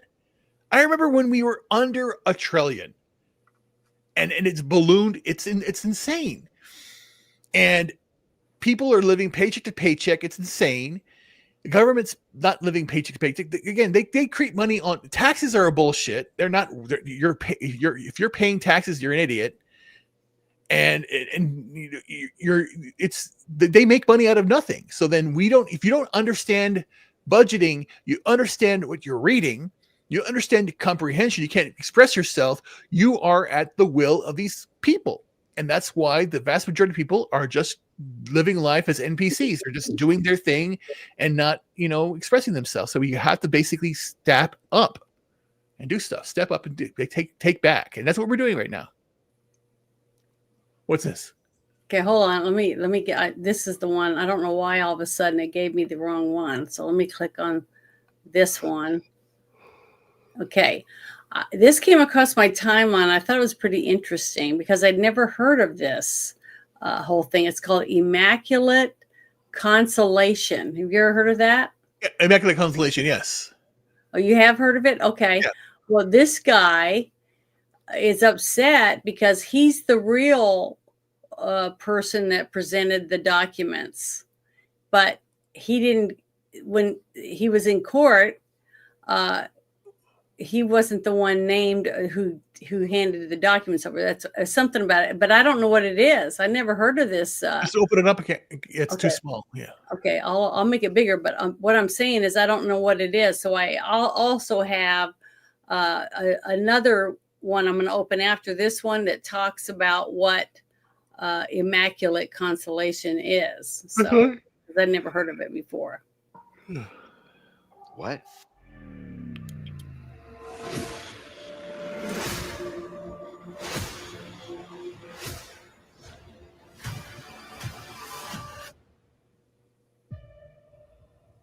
So thank you, Mr. Schellenberger, for this information. We are all reading it in real time now. 12 pages about this unacknowledged special access program that your government says does not exist. What went through my head when I heard that? About 1,000 things. I was surprised that they thought they could lie without consequence. Who lied? Representative Nancy Mace, and maybe about 50 congressional staffers, they all lied. Committee staff asked me to go ahead and I will do it, enter into the congressional record this 12-page document that Michael Schellenberger brought today that describes the Immaculate Constellation government program. I submitted those 12 pages. Michael Schellenberger did not. It is immeasurably dangerous that they lied about this. And it's not for the reasons you think. Every single whistleblower that has ever come to me or George Knapp should have absolute guttural fear if they understand what's going on right now. Congress just lied to the American public. Why? Where was the lie? Oh, I submitted the IC document. Ask Schellenberger, he'll tell you. But everybody sat there as they said he did. Why? You should ask yourself that. Why? It should be trivial. I didn't think. It should be trivial. It's fucking not.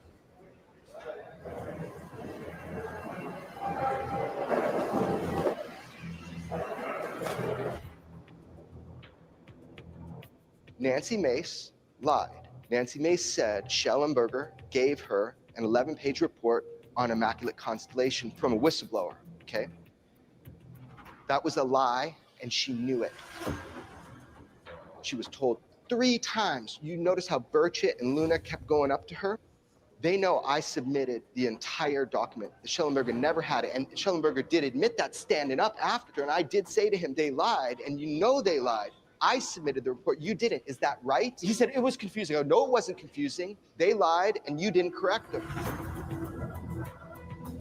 Why would they lie? That's the question everybody should be asking on something that appears so trivial. Why would they erase my name? I'm the only person on planet Earth that was given that document. So what is it? What's the next? I didn't know this part. What's the deal? What's the big? Okay. I still don't know what the big deal is. Okay, the big deal is why would they cover it up? Why would they not want people to know he's the one that did all the research and got the documents, not the other people? See? I'm reading it totally different. Well, he's the guy that you just saw in that interview. He's the one that did it. He's the one that went through everything to get the document. Okay. I'm playing devil's advocate here. So if the president pulls up a report and gives it, the staffing person did it. Does he have to give him credit? What's the point? I don't understand. It's you're bringing the thing out. Okay. Okay, well, this person did the research, whatever his name is again. I can't remember what his name is. Schellenberger, yeah. Okay. He did the research. He's the one that got all the information. And he's the only person, he said he was the only person that was able to get this information, that he's the one that has the only documents of whatever this is, Immaculate Constellation. Right. Whatever this is. So this is what's important. What about this document and this program right here? What does this program have to do, and what's so bad about it or scary or whatever, that the person that gave him this information to prove that this was a real program by the government, okay, the whistleblower, which isn't him, okay, right. This guy is not the whistleblower. He's the one that did the work to get the whistleblower to give him the stuff to prove it was real. But why would this woman not say who gave her the documents? Why did she say that it was someone else when she clearly knew it was him? See what I mean? That's what he's trying to. Again, I don't see the correlation. I don't see what the big issue is. It's his ego is getting in the way with the situation. Let's get the information out. Let's say you, okay, you did something. Let's say one of the things the phones that you've been able to fix, okay, that you took a phone and you built your own phone completely from scratch. Right. And everybody, or the few people that saw you with it, asked you about it, and you told them, "Oh, I made this phone," and you showed it to them and stuff, and they look at it, and then that guy shows it to someone else and says he did it. That's not what happened. That's exactly what happened. I've watched 5 or 6 different videos with this guy, and he's the one that did all the work. No. But does Schellenberger say that he wrote the document, or does he say an anonymous source wrote the document? Okay. The woman that was up on this thing, Miss So-and-so, whatever her name is. What was her name again? Mace. Yeah. Okay. Miss Mace. She talked to the guy beforehand, and so did the guy with the glasses that was sitting there that she said gave her the document, that a whistleblower gave him this document and presented it. Correct. When he told him he wanted the credit for it because he's the one that did all the work. Okay. And he's like, he's trying to find out why would they lie about it in front of that whole room of people. I don't see a lie. I don't know why. Okay. What I'm trying to say is, what if you did something, you did all the work, it took you hours and weeks, months or whatever to do something, and then you went to show it to people, and you were told that you're going to get to bring it out in public, and it's going to be made public in this hearing, and you hand the guy this stuff to take up to her, okay? Right. You know what I'm saying? And then she says a whistleblower gave it to so-and-so, and he's never mentioned. It's like he's not even in the room. That's what that's okay. Again, you're focusing. This is focusing on the wrong thing. An analyst presents a document that someone gives. He's not an analyst. But I'm just giving. I'm giving you the example. But I'm giving you the example. That's why he's making these videos, is because he doesn't understand why they tried to cut him out of it when he was the one that did all of it. They did nothing. All he did was walk up and hand them some documents after he did all the work, and they're giving him no credit for it. That's what he's upset about. I don't see why he shouldn't be upset. If I did all the work and someone took it and tried to claim that I didn't exist, that's not what happened. Why not? He was never mentioned. okay, but again, you're focusing on the wrong thing, or he is too. His ego is really How can you be fucked up. focusing on the wrong thing? The thing only exists because of him. So how can he be focused on the wrong thing? That's what So, I'm. but again, an analyst putting stuff together that someone presents in a congressional hearing for the record, it's out there. That's all that's matters. So this is now out there. So the But what's do you more know what important? this is? Yes, basically, What is it? it's what I've always told you. The fact that the government talks to you, that talks to aliens and has information that's alien technology, and they've had it for many years. Okay, so that's what this document is. It's been suppressed. And I told you about this. Yeah, I know you did. That's why I thought it was interesting when I watched the interview with this guy, the one that I can't again, remember. He should be focusing on what the program is, not on him getting any credit for it. Yeah, but he's not you. Maybe he wants credit. That's why he came forward with but again, it's focusing on the wrong thing. The truth to be told is that the United States government has the technology, has been using it, and that's what they have been doing for different things. And people don't want to see this because it goes against everything that you believe in. The fact that it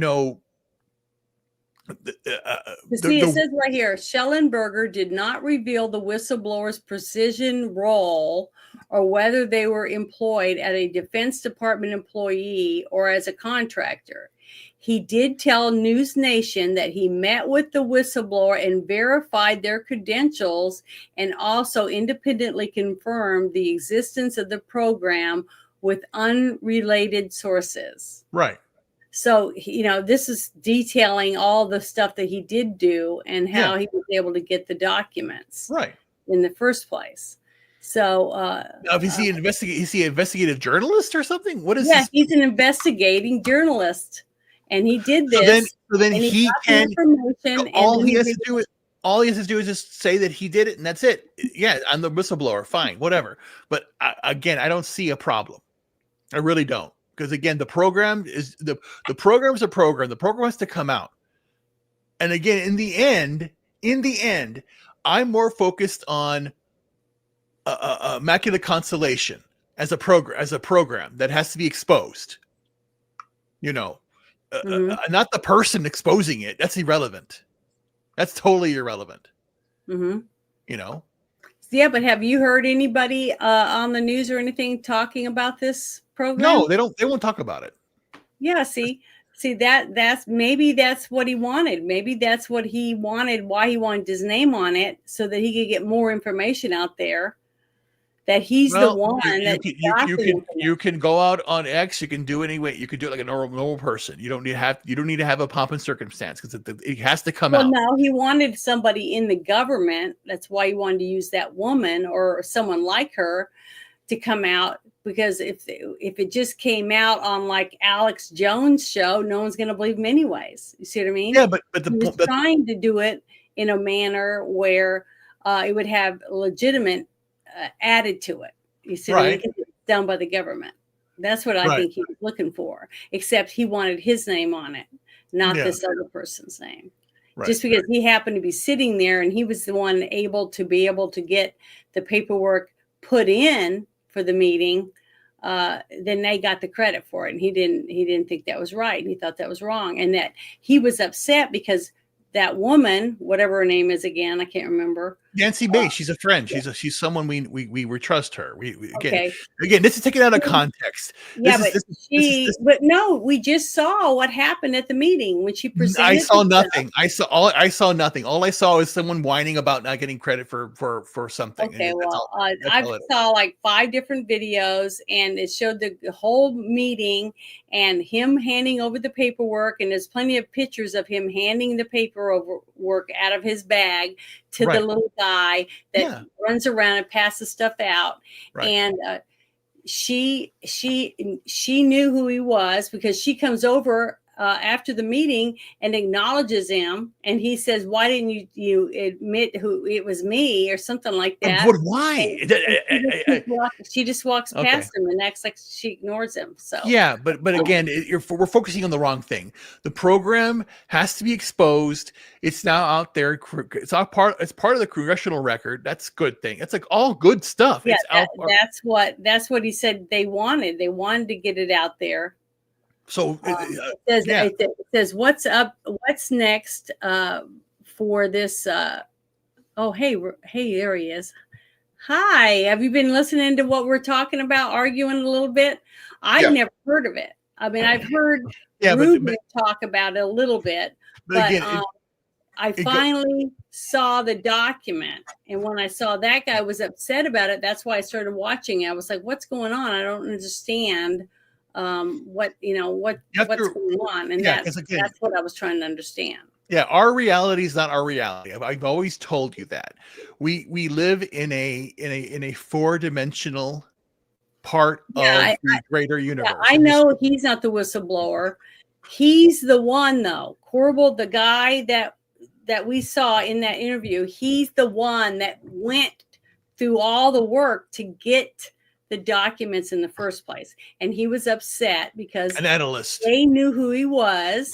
And he didn't get mentioned at all, and it upset him. And I can understand why he would be upset. I think that's would do it. No, would be upset about it. You don't, because you don't care if you get any credit for anything, right? Because again, the information has to come out. Most people that work hard for stuff would want to get credit for it, for the work they did. If I made a costume for somebody and they went out and wore it and they told people they did it, I would be upset, because I would say, hey, it took me 12 hours just to make that cape. And you didn't even say, thank you, Janet, for making this cape for me, and tell people that I'm the one that made it for you. So now I don't have anybody coming to me to make them a cape because you didn't even bother to let them know I did it. See, I would want the credit for the hard work that I did. And most people, I believe, at least 50% would want the credit for the hard work that they put in for doing it, especially to get the person to open up and share the documents with them in the first place. That had to take a lot of work to get someone to trust you. Yeah, but the focus shouldn't be on the guy, and this is part of the distraction. Again, this portion or this discussion refocuses it on the wrong aspect. This program's out there. The reality has to come out. Again, these interdimensional beings exist. It's always been like that way. What we see is a very sliver of we don't see the real world. We don't see the real universe. We don't. And you have no concept of what it is. This is just the tip of the iceberg. This is more important. This immaculate constellation is very, very critical. The truth should be coming out, and it's going to blow everything, because it's going to prove everything is a lie. All that you believe. And going back to what I said before, years ago, remember I told you, we're dealing with the three forces of evil: the Christians, the Jews, and the Islams, and that's all how it works. And it's like Game of Thrones. Who's in control? And it's all bullshit. And you got to realize that we are being lied to all the time. We have to basically, and this should come out, or you speak to the people and all that stuff. But again, I have theories on that when I want to put it out there. But there's a greater universe out there, and this is a tip of the iceberg where we can do many things. If all of the technology has been uncovered, you're going to see a lot of oh shit moments are going to come out. Well, I hope so, because I think it's pretty interesting now that I kind of understand it now, because I have a piece of paper and I've read it, trying to understand. So, is this aliens? I didn't know what for sure it was. I couldn't really understand it. An alien can walk. An alien could be right next to you right now, and you couldn't see it because, again, no. Yeah. It's the same thing. Like the best analogy I can give you is like, if you have a radio and you put on a station, you're listening to the station. And if you turn off the radio, the radio broadcast is still going on. You just don't hear because you're not attuned to the station. Same thing. Well, I turned it off. That's right. why. Yeah, and we're the same way. If you tune your vision, your eye, your existence to the right frequency, you'll be able to see things. It's all part, and again, there's many. It's a very deep scientific aspect here. It's like, because again, we live here. Our reality is a black hole. We are in a black hole. Our entire universe is a black hole. That is how reality works. Why time moves in one direction is because we are trapped in entropy. We're going down the black hole, and that's how time and entropy exists. We can never escape that aspect of it, and it's okay because this is how our reality is. Now, these entities traveling outside of our dimensions can peer in, and this is why do these people always crash? Because again, they are going somewhere they can't go because they're interdimensional. This is what happens. But they have the technology to do it, so we're trying to reverse engineer it, and it takes a long time to do that. And this is this program is about unidentified aerial phenomenon, UAPs. And this Because is remember when the guy that blew up the Cybertruck, right, in front of Trump Tower, he said in some of the documents that he sent to the one gentleman in that one interview that there was these something kind of vehicles that could fly. gravimetric vehicles. Yeah. So I'm just saying it's weird because a lot of this stuff is all starting to looks like it's supposed to go together somehow. Like right now. Here's the reality of it. I'll break your brain. You're moving right now, and you feel yourself moving right now, because as you're sitting in your chair right now, or wherever you're all doing, do you feel that you are pressing down in your chair? You do feel you're sitting in your chair. You feel that you're sitting on your chair. Yeah, but I don't feel like I'm being, weighed on. No, but you do feel the weight. Well, you got up. That's your movement that's your movement. Gravity, light is all combined. And if something moves faster than light, you cannot see it. It is undetectable. So I wanted to ask Bruce about his post. It says you say you're pretty all right without knowing everything that's going on. You don't think it's concerning to you that you don't think that any of that can. I'm more worried about being on holiday and then getting abducted by a UFO wanting to do studies and anal probes on me. I'm more worried about that than some guy in Congress wanting to talk about UAP or UFO phenomenon.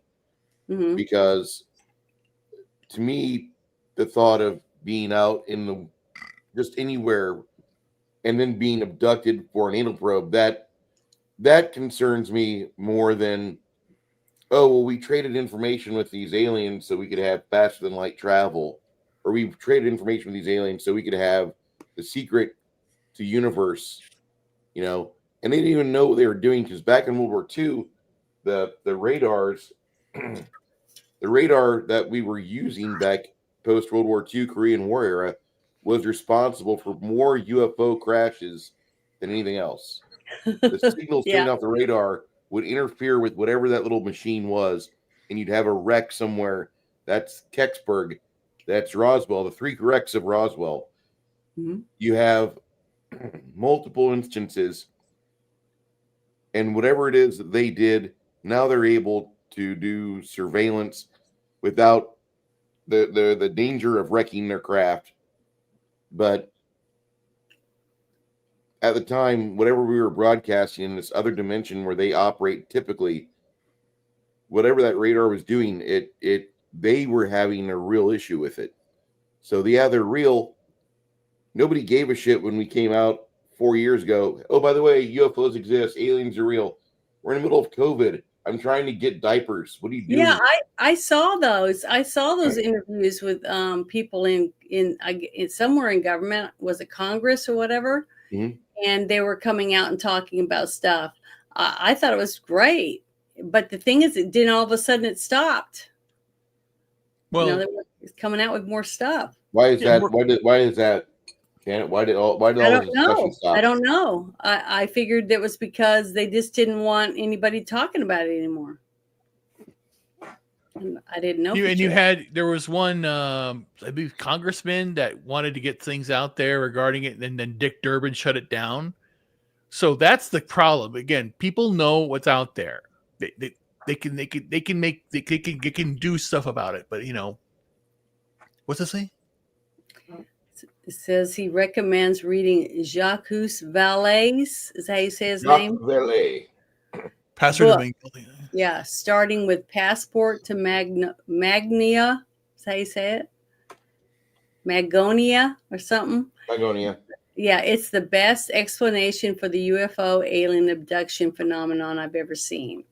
I'll have to remember that. Can you send me a DM? Tell me that. I'll get you that book.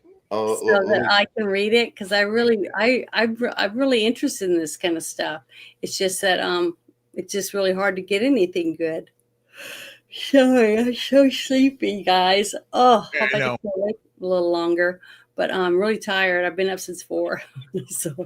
But there was only one more thing I had left on the list that I wanted to bring up. I thought was interesting. I think this is it right here. Yeah.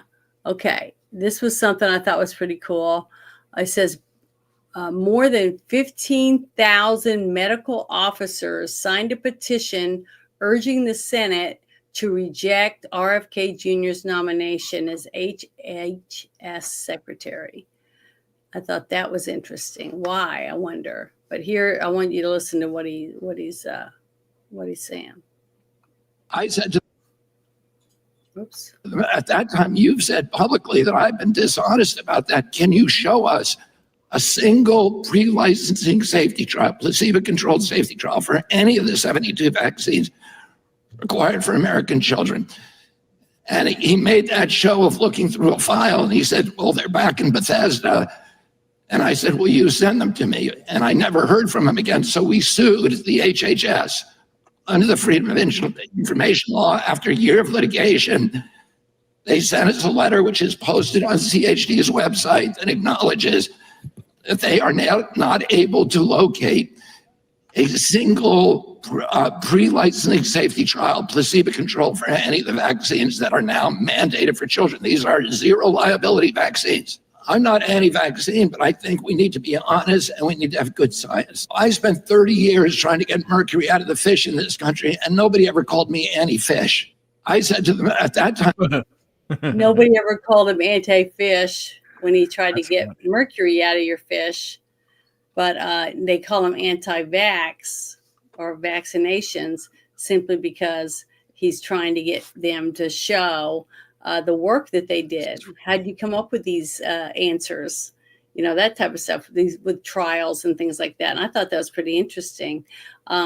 But the thing is, that's the problem, is there's no transparency. We don't get any information. You can ask and ask and ask, but if you're not the right person, they just go, sorry, not today, and I think it's bullshit. And that's what I'm hoping. I'm really hoping that even if we don't find all the answers, because we don't really have them, the answers that we do have, I think the people deserve to see it. You know what I mean? I think we deserve the answers to the questions that we've been asking. And just like you said about this document about people finding out that they've had alien technology for a while. My dad told me way back when I was a kid that that when that supposed crash happened, that it was a real crash. And I asked him, well, why would it crash? And he said, well, we don't know. Maybe they shot it down with something, sound waves or whatever. And I said, but if they could build a ship that could come all the way to Earth don't you think they'd have better technology to defend themselves from, measly people that are barely scratching the surface about this type of technology? And my dad was just said, he just shrugged his shoulders. He didn't have an answer for me. But who knows? I mean, Well, the issue is that, like, if we were to go into a black hole, you would have spaghettification. You have a lot of problems going through because you're going to a different realm. We can't go inside a piece of paper. We can't become flat. So this is what happens when they go into into our 4-dimensional universe. It's 4 dimensions, people. It's not 3. It's 4. And then that's how it happens, and it's all based upon the fact that we are inside this black hole. So that's why all these vehicles get crashed. That's why when you have these vehicles doing these moves, we're seeing them in their 4-dimensional representation. But they're beyond dimensional. That's why they can move the way they can, because they're moving in a different way. That's why when you have ghosts or whatever, that's actually a 3-dimensional shadow. Because again, it could be. There was a documentary I watched, and I wish I'd remember the name of it. It was years ago. That was like 11 years ago, I guess. And it was a young woman, real pretty blonde, and a young man. And they asked her how she came up with the concept of something about other dimensions than this than this one. And she said that she was running and her shoe was untied. She stopped to tie her shoe, and all of a sudden it popped in her head about the differences in gravity from one dimension to another. She said in one dimension, this is how, I don't know how she talks about all this other stuff about how that she figured it out or whatever, but I'd have to watch it again because I'm not smart enough to absorb all that kind of information. But she said that one dimension you'd be in is so much gravity that you couldn't even, you'd be flat as a pancake. It would just smash you instantly, like going to the bottom of the ocean, basically, be crushed to nothing, basically. But you'd be a pile of goo, basically. Yeah. And then she said each dimension you leave, it has a different less and less gravity. And she said, and then when you go past hours, you pretty much could just jump, and you jump really high, like you were on the moon, that type of thing. Well, so, she's somewhat, it's I don't know if it's exactly what she said, but it's somewhat accurate, but not completely. But she is correct in the aspect that there was 11. She thinks there's 11 dimensions. No, there's more than that. But again, we ourselves, human beings, are capable of existing and contemplating 16 dimensions. You just don't know you're doing it, but you do. Each hemisphere of your brain is part of the construct of the 8-dimensional framework that reality exists in. And there's a total of 16. There is 2. There is the observer, and then there is the observed. There's always 2 things. That's how it works. But the number of dimensions is actually greater. It's around probably, I can't know the exact number. They've calculated it, or it's been mathematically calculated to be around 800 or 900,000 dimensions. It's much more. Because again, we everything that you see, everything that you hear exists on the electromagnetic spectrum. That's light. That's everything is electromagnetic. But we only see a small sliver of it, and that's visible light. And that's basically, and that includes gamma rays, X-rays, everything. Things that can kill you, things that can't kill you. Sound is in there too. Color's in there too. It's all electromagnetic. And you can break up the light with a prism, and you can see all the different colors of the spectrum. But again, it's still white light. It's still that. But that's the whole idea. And the best way to describe it is when you have the first dimension is it's basically a point anywhere, but you can't write it down. It's the point. 2 is the imaginary line between 2 points. 3-dimensional is not what we have. It's you're still thinking about something that has 3 dimensions. You're thinking about it. 4-dimensional is our existence, which includes the passage of time, because everything moves at the Planck length. Time. It's a sliver of two. You can imagine the fifth dimension. The fifth dimension would be just pure white light. It is everything that could possibly happen at the same time. So it's pure white light. Yeah. And then 6 goes beyond, 7 goes beyond, 8 goes beyond. And they've done it before. And I'm writing a paper about this, or a book about this, the idea that the 60 dimensional construct that our reality lives in. And then it goes beyond that. Gravity plays a very important part. Gravity is always affecting you. You know, gravity is how time passes. It's everything that's there. So it's very fascinating. But it goes to the idea that these UAPs are encounters with these interdimensional beings, and they exist. And again, the universe and our knowledge that they have given us goes far beyond, to the billions of years, because it's out there. It's billions of years. We think that humanity's only been around 5,000, 6,000, some people say years, and we've 4.1 billion years, but it's much older than that. Much older. They're finding more and more things every single day. So just be aware that more's coming out. This thing, and the thing is that I think Trump said that he's going to talk about UAPs, the drones that were going on, and big things are coming next week. So just be prepared. Yeah, I'm excited. Monday, I'm going to be doing a live stream with Pacific. Is it 411 or 411? And at 10, starting like at 10:30 in the morning, we're going to do the inauguration. Everyone's doing one. So that's going to be fun. But I'm just praying to make it to Monday, that nothing big happens, because I don't know, the thought of hearing Nancy Pelosi and Michelle Obama and all these people saying they're not going is more, instead of saying great, I'd rather you not go. It's more like, what do they know? You know what I mean? That type of thing. They don't know it. They don't know anything. Again, I mean, do they know something's planned to happen so that they shouldn't be there? Because you remember that TV series, and it had the president, the vice president, and the Speaker of the House. A whole bunch of them died. Right. And then it was Kiefer Sutherland's role to step up, because he was like some lowly guy in the government. Now Designated survivor. Yeah, I remember that show. So something Survivor or whatever. Designated survivor. It's I don't know. I just don't know. And then when you watch movies like that one with Tom Hanks, with all the signs, everywhere, about different things about that they're hiding in plain sight and all this kind of stuff. I don't know. It's just very. What movie is that, Janet? What are you talking about? Are you talking about They Live, or are you talking about something else? Talking with Tom Hanks was in it, I think, and he was trying to show all the signs. Castaway?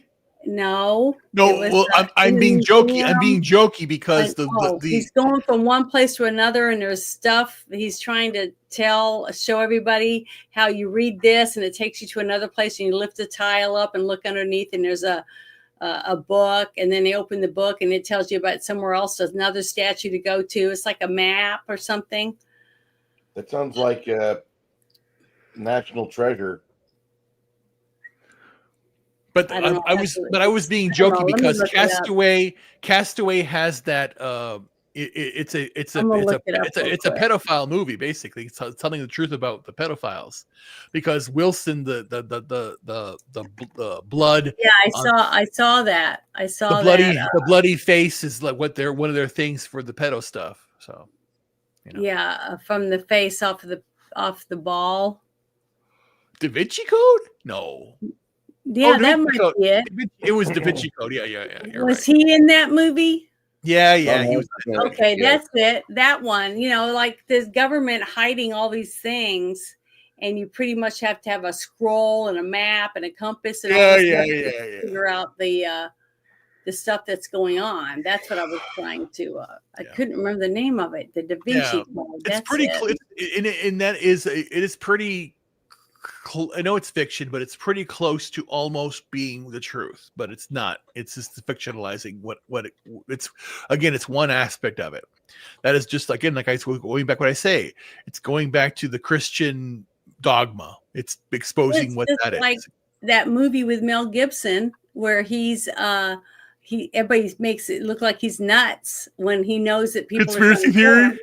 Yeah, conspiracy theory. Basically, that's what the government started to make people that like us that talk about stuff like this every week. That we're conspiracy theorists and that we're nuts and we're crazy and we all belong in a insane asylum. So don't believe them. Don't listen to anything they say because they're nuts. And that's what they do. They put disinformation out and mix it in with real stuff to kind of say, see, they took this real thing and they made it all this fake shit around it. Right. So to make it so we look less likely to be believable, that we're full of shit, basically. So is They Live the one with the sunglasses and they put glasses on and the two guys get in the fist fight in the street because he's trying to get the guy to put the glasses on so he can see the signs everywhere? I've seen that, but I only saw it one time and I don't really remember that much about it. I remember they look like skulls, like skull people or something. All I remember is the ending. Just kidding. I watched it at home on a late movie or something. I don't remember exactly, so I missed a lot of it. But yeah, I do need to watch it, the rest of it, watch the whole thing. But the other one that would be fun to watch would be the one with the Mars attacks that had Tom Jones in it. Ooh, oh, that's a good one. Oh God, that was Good horrific. movie. That was a horrific film.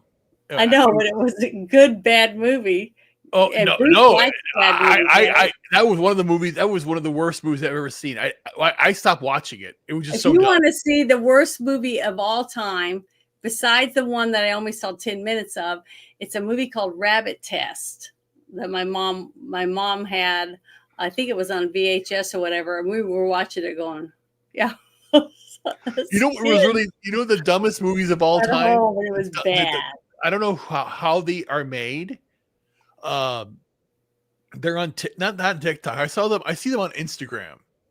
Mm-hmm. Where the one where it's the same fucking plot where it's a lady who a girl whose parents want her to get married. She's a rich girl, like a billionaire. Yeah. Or, sorry, she's a millionaire. She's a millionaire or whatever. And she finds some random guy and marries him, and the guy's actually a billionaire or a trillionaire. And the storyline, it's the same fucking storyline, and it's just like so dumb. And but it's dumb funny. But so was that other movie. There was another movie, not Mars Attacks, something killer clowns from outer space. Yeah. Great movie. Yeah, that was a good movie too, and I loved that movie. That was fun. But I love clowns. Clowns to me, I think they're great. Never saw the movie, to play but I know scary. other movies. I never They're saw scary. It was kind of dumb. But then I want to see Terror Train. I mean, there's a bunch of movies that I like to watch. Terror Train was really good. Did you see it? It had Not yet.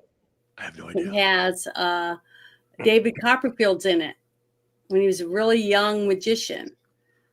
Oh, it's and film. He has a woman assistant that helps him, and they're hired. Him and his assistant are hired to perform a magic show on a train with Jamie Lee Curtis and a bunch of their friends for trip. All the pedophiles, basically, they're all pedos too, so that's the whole thing. Right? Well, I didn't know that way back when I watched the movie, but the movie was really, really well done. It's a very good movie, and I'd like to watch it. And it's very scary. But that's what's so funny that now that you're looking back, all those people that they did movies together were actually the ones that were like, doing all the crazy shit with kids and shit. And saying, oh God, like, yeah, anybody who, these people got to leave now. You only have a few more days before you're going to get prosecuted for your misconduct. I'm done with it.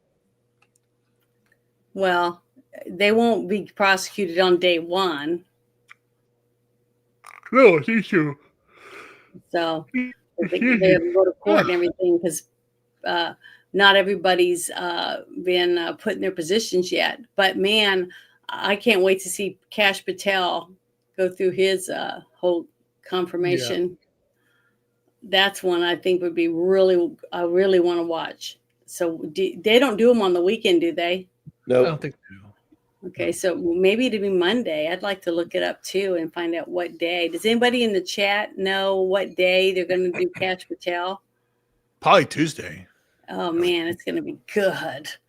Because I thought the ones I've already done were really good, but get to see him go through the ringer with all these psychos. Oh, I don't know how they did it, but they did a good job. So, Hey, Bruce. did you have a good day at work, Bruce? Yeah, I was turned into the fleet manager, and the same job is that I'm doing now. It's kind of like what I did 2 jobs ago for another small company where I was responsible for billing and a whole bunch of other stuff. Yeah. I'll be fine. This job's going to be badass. I'm only supposed to work 4 days a week. Great. I said the word supposed. Yeah, I know, but once everything gets like starting to turn, and things start to work, and everybody gets used to the cycle and everything, it'll get better. And that's what you got to do. You got to work out the kinks and get it set up. But man, your dragon's looking great. Thanks. I should have not assembled the necks and the heads and put them together, because it would be a lot easier to just paint it if it wasn't together. That's the problem I'm going through right now. But it's a learning process. Because you have never done anything that big before, have you? No, this is my first big miniature. I love the horns though on that one, the dark head one, with they're curved like a billy goat. Oh yeah. That is interesting. Oh, I want to show you a picture on here. Let me see if I can find it real quick. Darn it. How do I open it?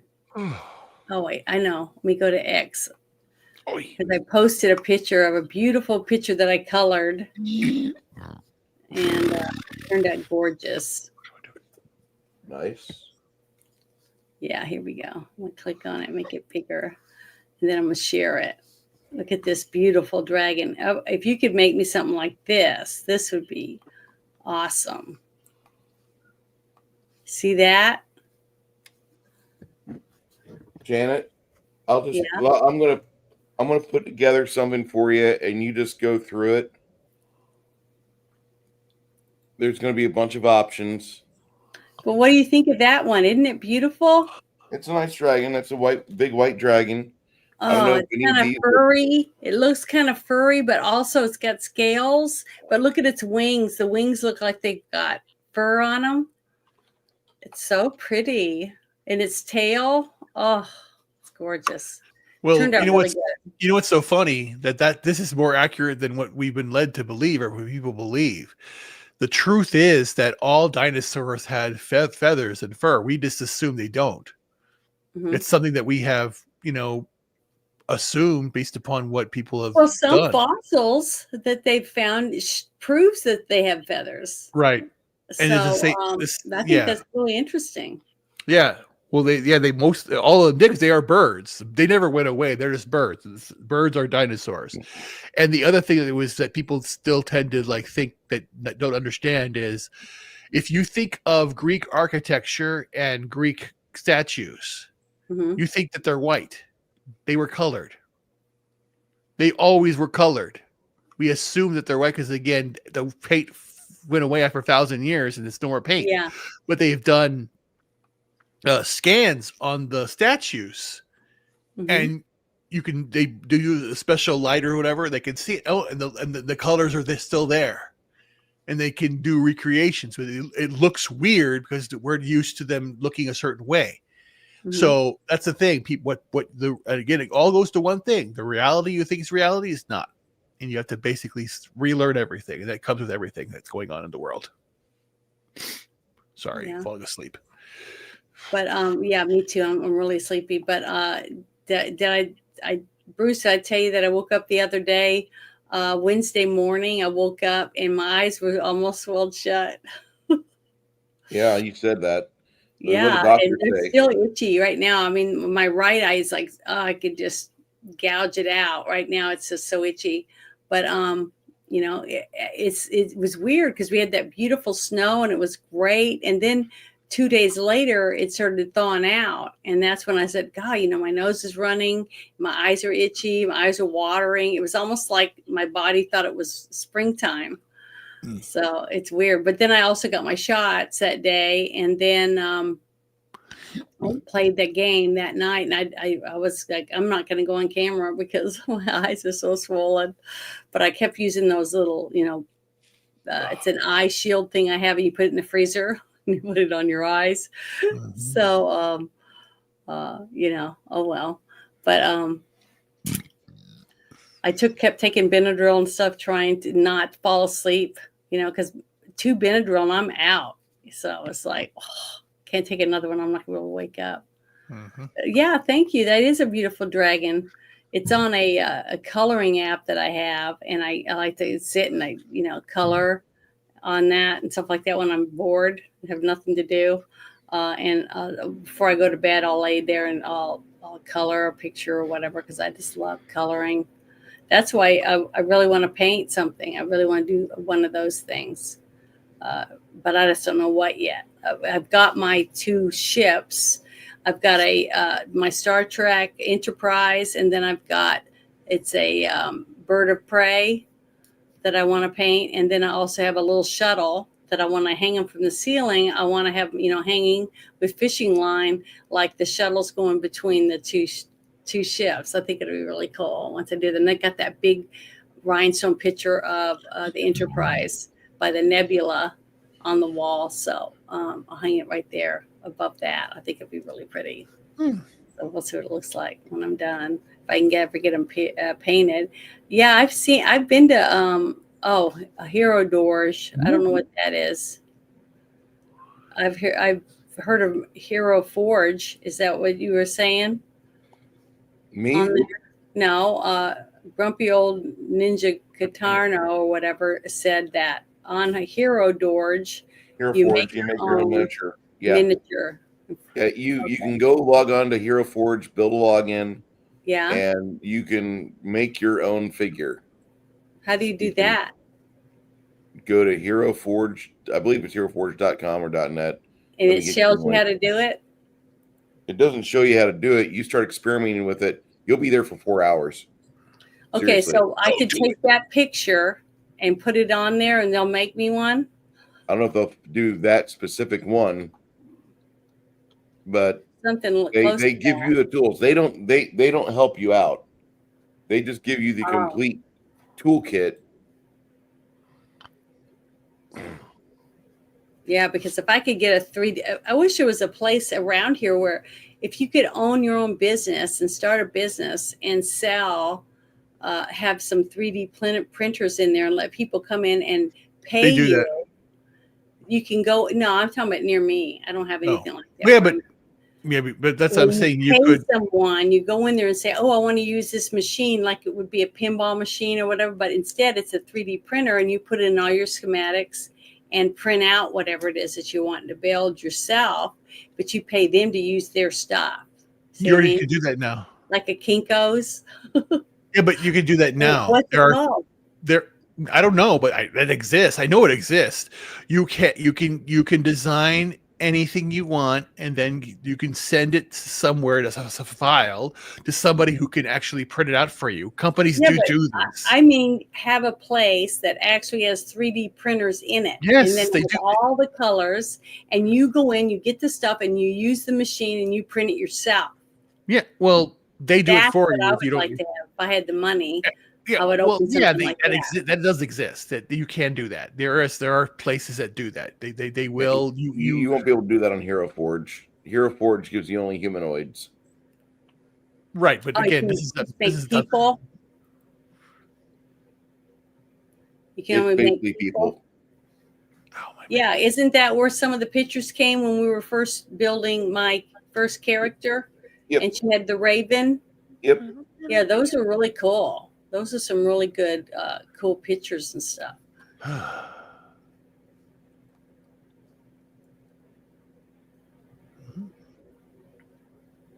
Yeah, it might take me a while, but man, I just thought it was so pretty. The thought of having a dragon, even if because it kind of looked a little like the luck dragon, you know, from Neverending Story, but without the puppy dog little face, but the softness of the body, you know, with a little bit of fur and the scales mixed together. Oh, I just think it's really pretty, and it being white, you know, little shades of off white mixed with real white, pure white. And I would, if it was mine, I probably might even give it really beautiful blue eyes, you know, like you see on those beautiful snow shepherds or whatever, like on Game of Thrones. What's that thing called? White wolf he had. There's some animal that you could. I think that I thought that you would buy. No, it's not a ferret. It's like a spring jumper or some. It's like a flying squirrel, but it's like a ferret and a squirrel combined, but it's white. You would love that little guy. It's a little animal. A chinchilla? I've seen a white chinchilla. No, it can actually fly or actually jump really high. And yeah, I had one of my friends had a little flying squirrel. Yeah, and she would hold it and it would be on her neck and stuff like that. Right. And one day she was just really depressed, and I finally got her. I was like, "What happened? What's going on?" And she said, "Oh, I found him dead in the toilet." It was jumping around and fell in the toilet and couldn't get out and drowned it. So I was like, "Oh, that's terrible." But she just adored that thing, and it was so cute and soft. But it was like bat-like, weird looking. I mean, it was really cute though. But yeah, it was sad. But so Bruce, you want to tell everybody what you plan for tomorrow or this weekend? Well, tomorrow we're doing the high-level Pathfinder game, which there's been some news about Pathfinder this week because Jason Buhlmann, the idiot that designed Pathfinder and has been a large part of Paizo's success for the past 15 years.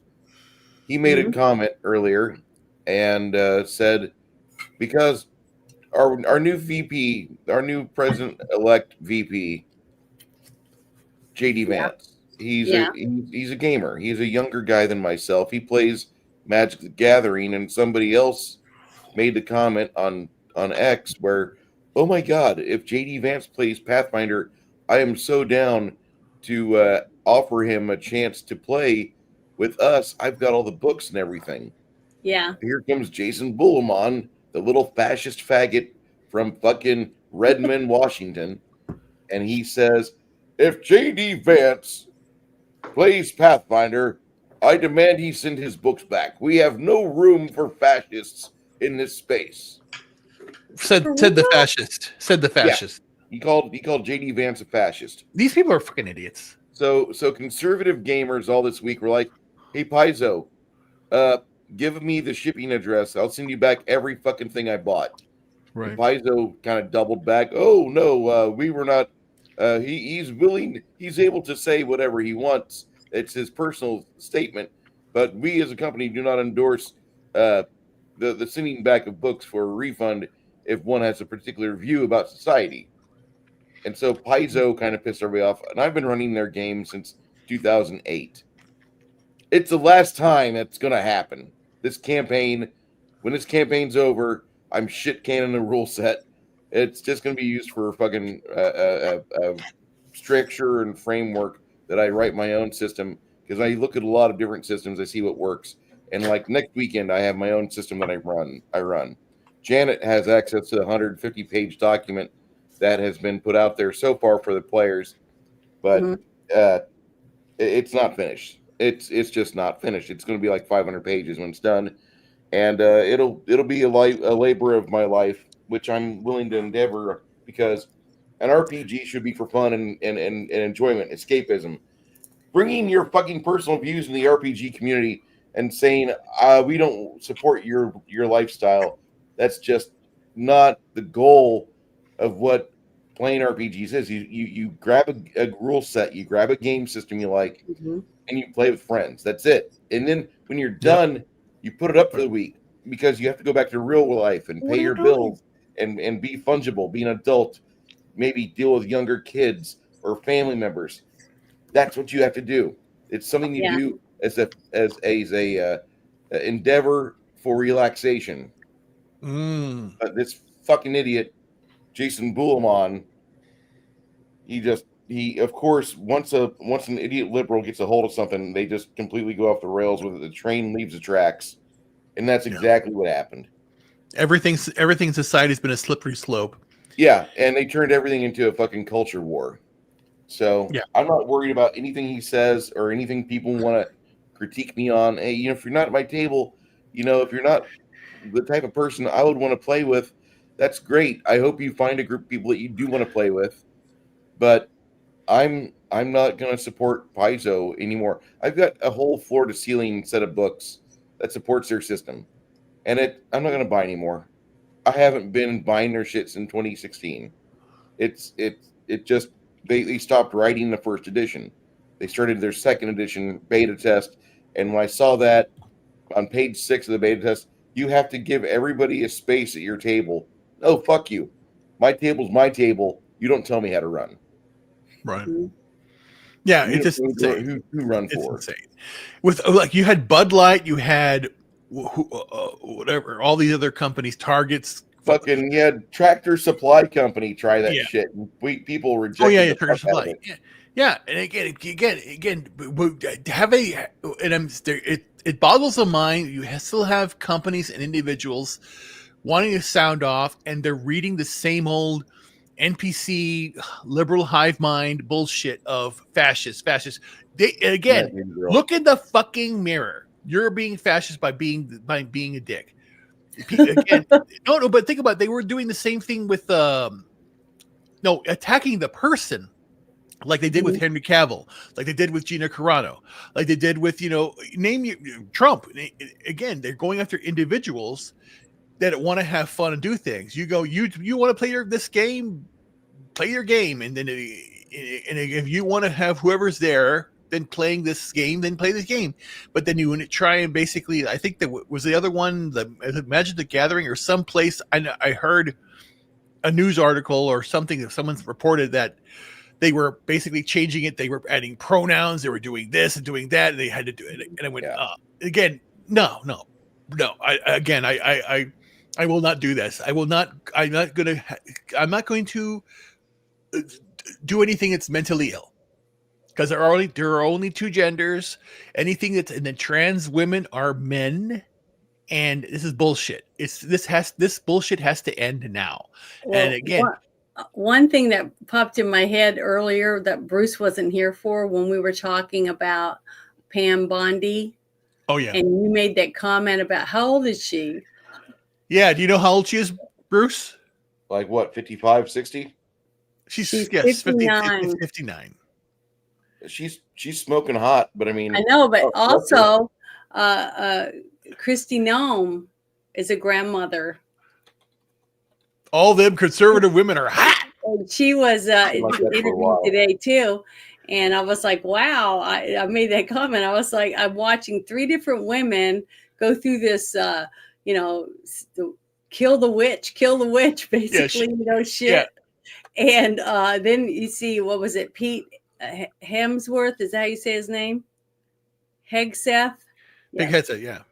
And then the other one was Marco Rubio. And I watched his whole thing. His wasn't too bad. He seemed like he had a decent group of people. And he's respectful. But the women were like hags. All those women, the Democrat women asking questions were like witches. They're crazy. They're crazy. So but again, really, what's funny, scary. They're just jealous of all the good. These women are just jealous of Pam Bondi because she's tan. Pam Bondi and Kristi Noem both were very beautiful women and smart. But that's the whole point. One was a governor, and the other one was the what was it? What do you call it? The legal counsel for the state of Florida.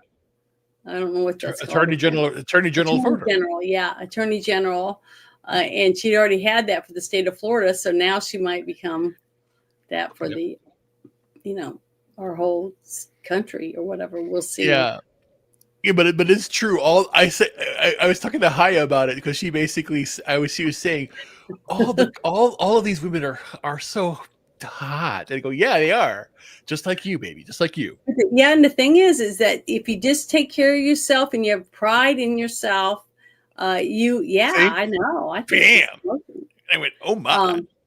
That you can stay attractive if you take care of yourself. You stay looking the way you did when you were younger. You don't have to look like a wicked old hag before you're 90 if you don't have to. I mean, I had a grandmother that was 101 on my dad's side that died at 101 years old. I just want to say it's kind of cute here because Janet goes on the internet, she goes in public, and she has like 30-year-old men following behind her like lost puppies. Like, I go to the gym and I hardly have anybody even talk to me because I wear baggy sweatpants and a baggy sweatshirt. Oh my god! And I sweat like a pig. I'm soaking such wet. a big top under my pants, baby. You like baggy clothes? I do. I dig good baggy clothes. It lets the imagination wander. So you're one of those guys that will see no a woman in a hijab at Starbucks and go. I'm not gonna. If I didn't get the danger of like if you hug it, she explodes. I'd probably be hitting on Muslim women, but I just don't trust a woman that can cover up all the tannerite. Yeah. Yeah. Right. You're right. But yeah, it was just interesting because it hit me like a ton of bricks because for 2 days I've been doing nothing but streaming all these hearings and stuff, and I was like, damn, these women look good. And then when the women are interviewing, I'm like, damn, they don't look so good. And then I look them up, Wikipedia, trying to find out, a little bit about them and stuff. And I'm like, damn, she's a grandma. She looks good. Now, Pam Bondi's never had kids. At least there's nothing on record that I can find I'm that she had pretty children. certain she sold her soul for fucking DC. Like, she might be on the right side. Been married twice. But that Pete, how to say his last name again? Hegseth. Hegseth. Yeah. He's been married 3 times, and his second wife, he had just had a baby when he was porking the other lady, and she got pregnant. It's like he was just going to town. But, that's typical for military guys. I know most military guys that are constantly banging everybody, and the wives too, because the husband would be out to sea and the wives are going to town with anybody and their brother. Well, at least they're of age of consent, unlike what Biden did. Yeah, his babysitter, he was going for 13-year-old babysitter. Ugh, exactly. Disgusting. But same thing. What was it named that the Macron guy? That president or whatever of France. The guy's married to a girl. Let's get it. Yeah, she's a woman. Dude. Yeah, she's a woman. It's a dude. And she got married. She was married and had a daughter the same age as him, and she was their teacher. She was like 15 years older than him. And when he got out of high school and stuff, she started sneaking around to see him or whatever. Well, and they ended up getting married. She did teach him how to suck dick. Yeah. She's one of those women. So the thing is, he looks at her as, mommy, mommy dearest or whatever. I don't know, that some men have a fetish for older women. I don't know. And then you have men that only date older women. So it depends on the person and what their kink is, I guess. And then you have women who want older men. Yeah, you have lots. There's lots of that. You got lots of younger women that want to be with older men, and then you have lots of younger men that want to be with older women. 30 years older? Wow. Yeah, I mean, that's almost like the perfect relationship because by the time she's starting to get the AARP stuff in, like he's like, okay, I can still unwrap this like a Christmas present, treat her like gold, and then like, oh no, she dies of old age. And then he goes down to Laredo and he finds an 18-year-old woman and it starts to cycle all over. No. The only reason I would go to Laredo is to, Why? take What? them all out. Take them all out. Oh To God, dinner. Just dude! kidding. There's nothing wrong with Laredo. It's a nice little town. They've got some good food trucks there. She's a lot older than him. I just want Because to I posted some stuff on my timeline showing her when she was a teacher, when she was young, and she was smoking hot. She I mean, looks she was a attractive good-looking today. woman. She was blonde and built like a brick house, and now she just wears wigs all the time because I guess her hair is probably not as pretty or whatever. But she's a lot older. But now there's another one of her, and I think she's 80 or something like that. And she's on the yacht with her husband, and there's some other people on there, and she looks pretty good in a bathing suit and stuff still for her age. So I can see why he's attracted to her. And they don't have any kids together because she was already too old to have kids by the time they got together. Or she couldn't have kids. Well, she had kids of her own because they went to high school with her husband. Ugh, just thought of it. It's just gross. But I had a girlfriend. She's my age basically, and that movie, the Spider-Man movie, came out with the Spider-Man before the newest one we have now. What was his name? Andrew Garfield? No, the other one. Tobey Maguire? Tobey Maguire. Okay, it was Tobey Maguire. That was the first one. And we went to see the movie together. And she's wearing these tennis shoes that light up when she stomps her feet. And she's all giggly and acting all stupid. And her shoes are lighting up, but everybody's getting pissed off. I could hear them going, making noises. But after we were done and we were walking back out to the car, she was like, he is so hot. He's so good looking. And I was like, he's 12. That's what I said to her. And she said, oh, he's good looking. He's not 12. He just looks young. And I said, yeah, but that's like seeing. What about you remember when those Twilight movies came out? You had the Twilight moms had those like 30, 40-year-old women lusting after the 18-year-old Taylor Lautner and all. Yeah, they were doing that. It was crazy. No, I didn't see that episode basically, but she was like, I told her, I said, oh, I can just see you now in your car driving through the elementary school parking lot looking for a man. She was like, that's disgusting. But I was teasing her about it because I was like, if I see a guy, and even if he's cute, but if he looks 12, I'm sorry, I'm just not interested. I don't want a guy that looks like he's 12. But I want a Janet, guy he's that in looks the like a prime of his man. sexual life. Do what? But Janet, he's in the prime of his sexual life. No, thank you. It does nothing for me. I don't look. I just can't look at him that way. But Sandy took me to see that movie Swordfish. That's a movie we need to put on our list. Like, damn, The he one looked with good. Hugh Jackman. He was wearing that towel, playing golf. Like hitting golf balls off the top of his little trailer, and he's just wearing a towel. And Halle Berry goes up there. You get to see Halle Berry's boobs and stuff in that movie too. So, but he was fine. He was hot. He was a good-looking guy in that movie. I'd do him. His wife was a lucky woman. I think they're getting divorced now too. What? I think him and his wife are getting divorced. That's terrible. Anyway, because he was with her for a very long time too. Mm-hmm.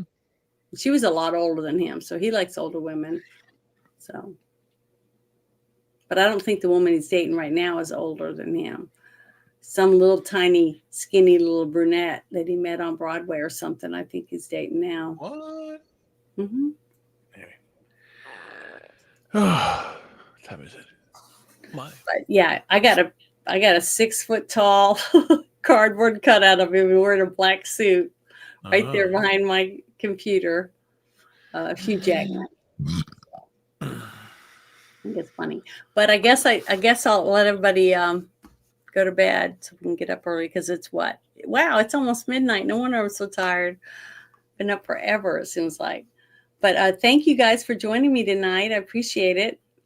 Talked about some really weird shit. Yep. I had to sleep. I'm sorry. Don't feel bad. I want you to get rest. I injured myself last Monday. I went to work on first time Thursday for my new job. My new job basically got me a promotion. I got a bunch of smaller responsibilities, bigger responsibilities.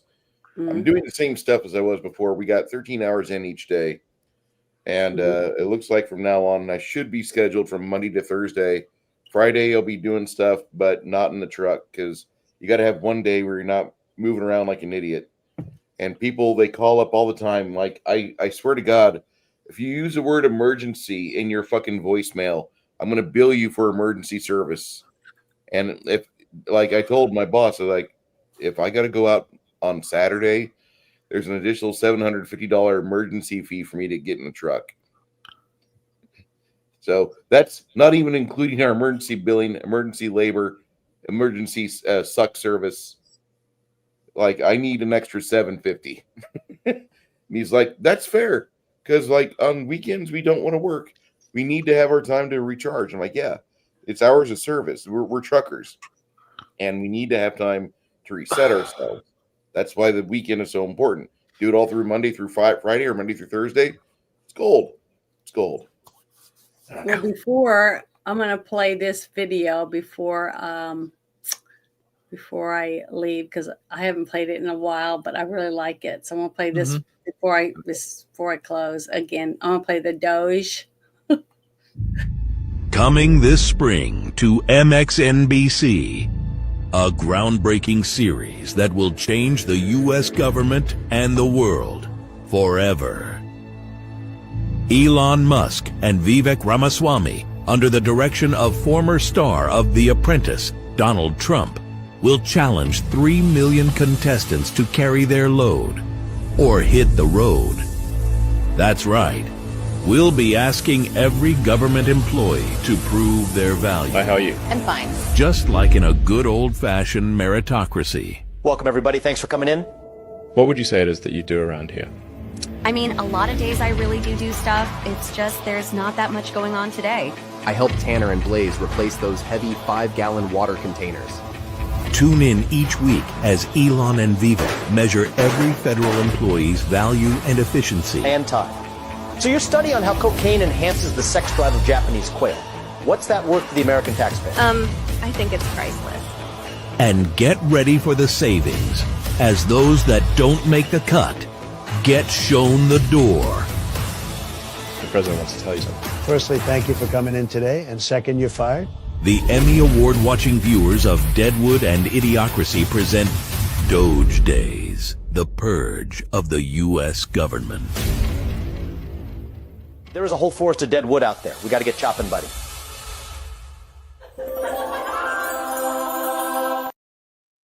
I can't wait for that to happen. Every time I watch it, I just think about it. God, it would be great. We could make money simply by showing everyone in a TV show every week what's being done to clean out the government. Wouldn't that be great? You call it the swamp, and just start do a documentary and showing what's happening, who's losing their job and why they're losing their job, or what improvements or changes they've made to, this part of the government, or, that type of stuff. I think it would be really good. And I think a lot of people would watch it and be interested in it. Oh, yeah. I don't know. I hadn't watched it in a while, so I wanted to see it. But I want to say thank you to everybody that showed up tonight to hang out with us on X, Rumble, and YouTube. And really appreciate you guys 100% because, we make it fun for us to sit and talk about shit that pisses us off. Oh, yeah. But thank you, Ruben, and thank you, Bruce, for hanging out with me for a little bit. I appreciate it. It was a pleasure, Janet. Good seeing you again, Ruben. You have good things planned for the weekend, dude? No, I'm still waiting for my money. I've been waiting for 6 months for something to come in, so I'm just trying to find, retain a client too. So I'm just busy still, trying to get that done. So threading the needle until everything works out. So yeah, just follow me on X, follow me on Rumble, follow me on YouTube. I will do one last video for the Biden presidency either tomorrow or Sunday, and then we have the inauguration, and then some things will start to turn around, hopefully. Yep. I want to go back to Ruben for just a second. There might be something here that actually could be like a teachable moment with you. What And you're a very smart man. You're very good at what you do. But there's a value for certain verbiages out there. And I'm going to take us all back to 1966 when Roy Benavides, Master Sergeant Benavides, had his traumatic action in Vietnam where he rescued like 8 guys out of a burning helicopter, and he helped get others to safety, and then he finally succumbed to his over 37 life-threatening wounds, and they almost zipped him up in a body bag. He had barely any energy left whenever he realizes they're zipping it up over my face, and one of the guys like, dude, that's Benavides. Put your hand on his heart, make sure he's dead. Don't zip him up yet. Right. And the guy gets ready to do that, and like there's all these people that are in this like personnel carrier, a helicopter, that are in there because Benavides was putting them in there while they're under fire. Mm-hmm. And when they're unloading it, they think he's dead. Like he actually mistakenly threw 3 Viet Cong in there because he just didn't want to leave anybody behind. I mean, Right. plus the fact it's fun to carry your toys with you. But he's getting ready to be like pronounced dead, and he spits in the paramedic's face. Like that's all he could do. He couldn't breathe. His jaw was dislocated. Oh, Like he jeez. was having a hard time with shit. And so after that, they found out all the things he had done and all the lives he had saved. So they started writing up stuff. He was part of a detachment of Mac V. Sog, and he saved the lives of these men, blah, blah, blah, blah, blah. And he did these valiant actions. And for 15 years, they tried putting through all this wordy shit in a report to get him his Medal of Honor. And finally, in 1977, they figured out what they were doing wrong. They were giving precise information in the report, causing other people that were responsible for the disbursement of the medals in the Pentagon.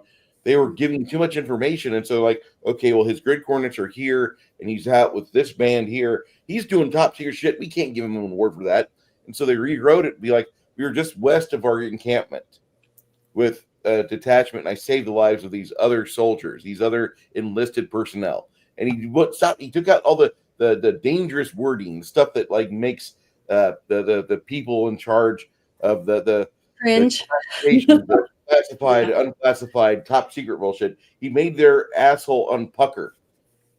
So they relaxed him, and then they were able to get him his Medal of Honor. But the thing is, Ruben, you are a very smart man.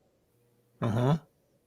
Sometimes when you go into your skills, sometimes you give too much information. Oh, yeah. And maybe you need to have one of your dumber friends.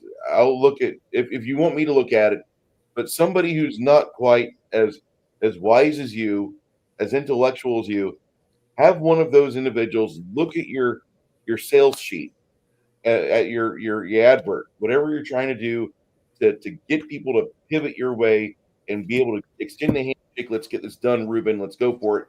And have somebody else look at that you're using in your sales, because literally you have all the tools. Right. You have all the things necessary to start your personal success. Mm-hmm. But there's something that's in this sheet that whatever it is, you're putting your head at velocity into a brick wall. And I don't know why you're not there. There's something here we're bumping into that's causing a lack of success. Right now it's because again I'm very sick still, and I'm basically not doing well. Sorry, I'm not going to do what they say, because then if I would do that, I'd be in the hospital. But then I can't afford to be in the hospital, so I got to do it my own. Let's stay out of the hospital. That's a good idea. Yep. whatever it is you're trying to do, you're at the position to where you're ready to be at the rim of success. Right. There's like a half step or a full step away from it. Yeah. And you've been kind of getting closer to this the last year and a half. I've watched you. And I've been a friend of yours. And I want you to have the success. Yep. That's what I'm going to do. So that's the plan right now. Like I said, in February, I get my first payment for disability, and I get this client so I can relaunch everything. Because again, I've been 20 months without work. And then on top of that, I've had this illness, and then I had the attack that happened, coincided with the beginning of 20 months. So then I've been dealing with that. But I didn't file for disability until all the money was gone. So I basically, just and then when all the money was gone, I said, well, let me start the process. Did that, and been waiting, and finally it's coming through. And then finally the work's coming through. And then I basically said, then I got to find a place to live, and I still don't know where I'm going to go. And then basically I now leave it to the universe. So wherever Haya goes, I'll go. And basically she now wants to work for TSA, and I said, fine, do that if you want to. I don't really care as long as she's happy and she's becoming an adult. So she's going to be assigned at Madison, Wisconsin, hopefully by April or June, and I'll go there. And that's a path. And if she they basically tell her, no, you're going to go to Texas, you're going to go to wherever, I'll go, because that my life's going to start where I'm going to basically be somewhere, and then we're going to start, doing stuff together to basically start, our businesses and stuff. Cause that's what I wanted. I want somebody who's going to be objective and not learned, but has the drive, and she has the drive to do things that she wants to do. So that's basically it. So right now I'm just waiting for that to happen so that I can, get the things I need and start living my life. But that's going to be very, very different. I will never again buy anything that is permanent. And, because again, I can't, I don't see a reason for that. I don't see it right now. I'll never buy I want a laptop because it's a laptop I can put in my bag and leave. I'm basically still in the mode that things will go horrifically wrong and I need to be mobile. That's where I am right now. That hasn't changed. Or I should say that's being more solidified now. I'm not saying against you, but I could never do what you do. I could never have stuff like you have, like Janet, you have stuff in your around. I can't, what are you doing? What happens if you have to leave? But one day you're gonna have to have stuff in your house if you're gonna have a family. Yeah, but I already told Haya that I want pick whatever you want. If you want a desk, you want this, you get it. It's not mine, it's yours. I don't want anything. I don't. I just want my computer, my phone, and then to do what I want, and then I can do that anywhere. So I still want to be mobile because again, maybe it's a PTSD thing that I have, but I do not want anything because again, I lost everything and I don't want to have it again. I don't want to have anything, so that if I there's something to lose if I don't have anything, and I want it. Yeah, but you're gonna have something, so you're gonna have to. But I already know what I need. I know what I need. I want my computer, my phone, my suitcase, and that's it. That's it. I don't want anything else. I lived out of my bag for like 2.5 years, right? Right. I mean, I was technically homeless when I was in the oil field, and right. for a while there, I didn't have stuff. I just had a large duffel that I carried. It was the size of a sea bag. Right. And I did that, and it can be rewarding, but after like 2 years of just hotels, maids, housekeepers, hookers, I kind of got tired of all that. I did. I wanted to I want to start running games again. Can't do that out of a hotel room. But what's so funny is going back to 21, sorry to interrupt you, but going back to 21, when I basically, my wife had passed away in 2019. I had put all the stuff in storage. I was paying for it up until end of 2023. And I basically said, let me start my new life in Florida, which I did. And I purchased a bed, my desk that I wanted, my monitor, my chair, everything. I had that I had basically that my furniture was my bed, my desk, and my chair. I bought those 3 things and a monitor. I had to sell all that because I got sick within 3 months of me being in Florida.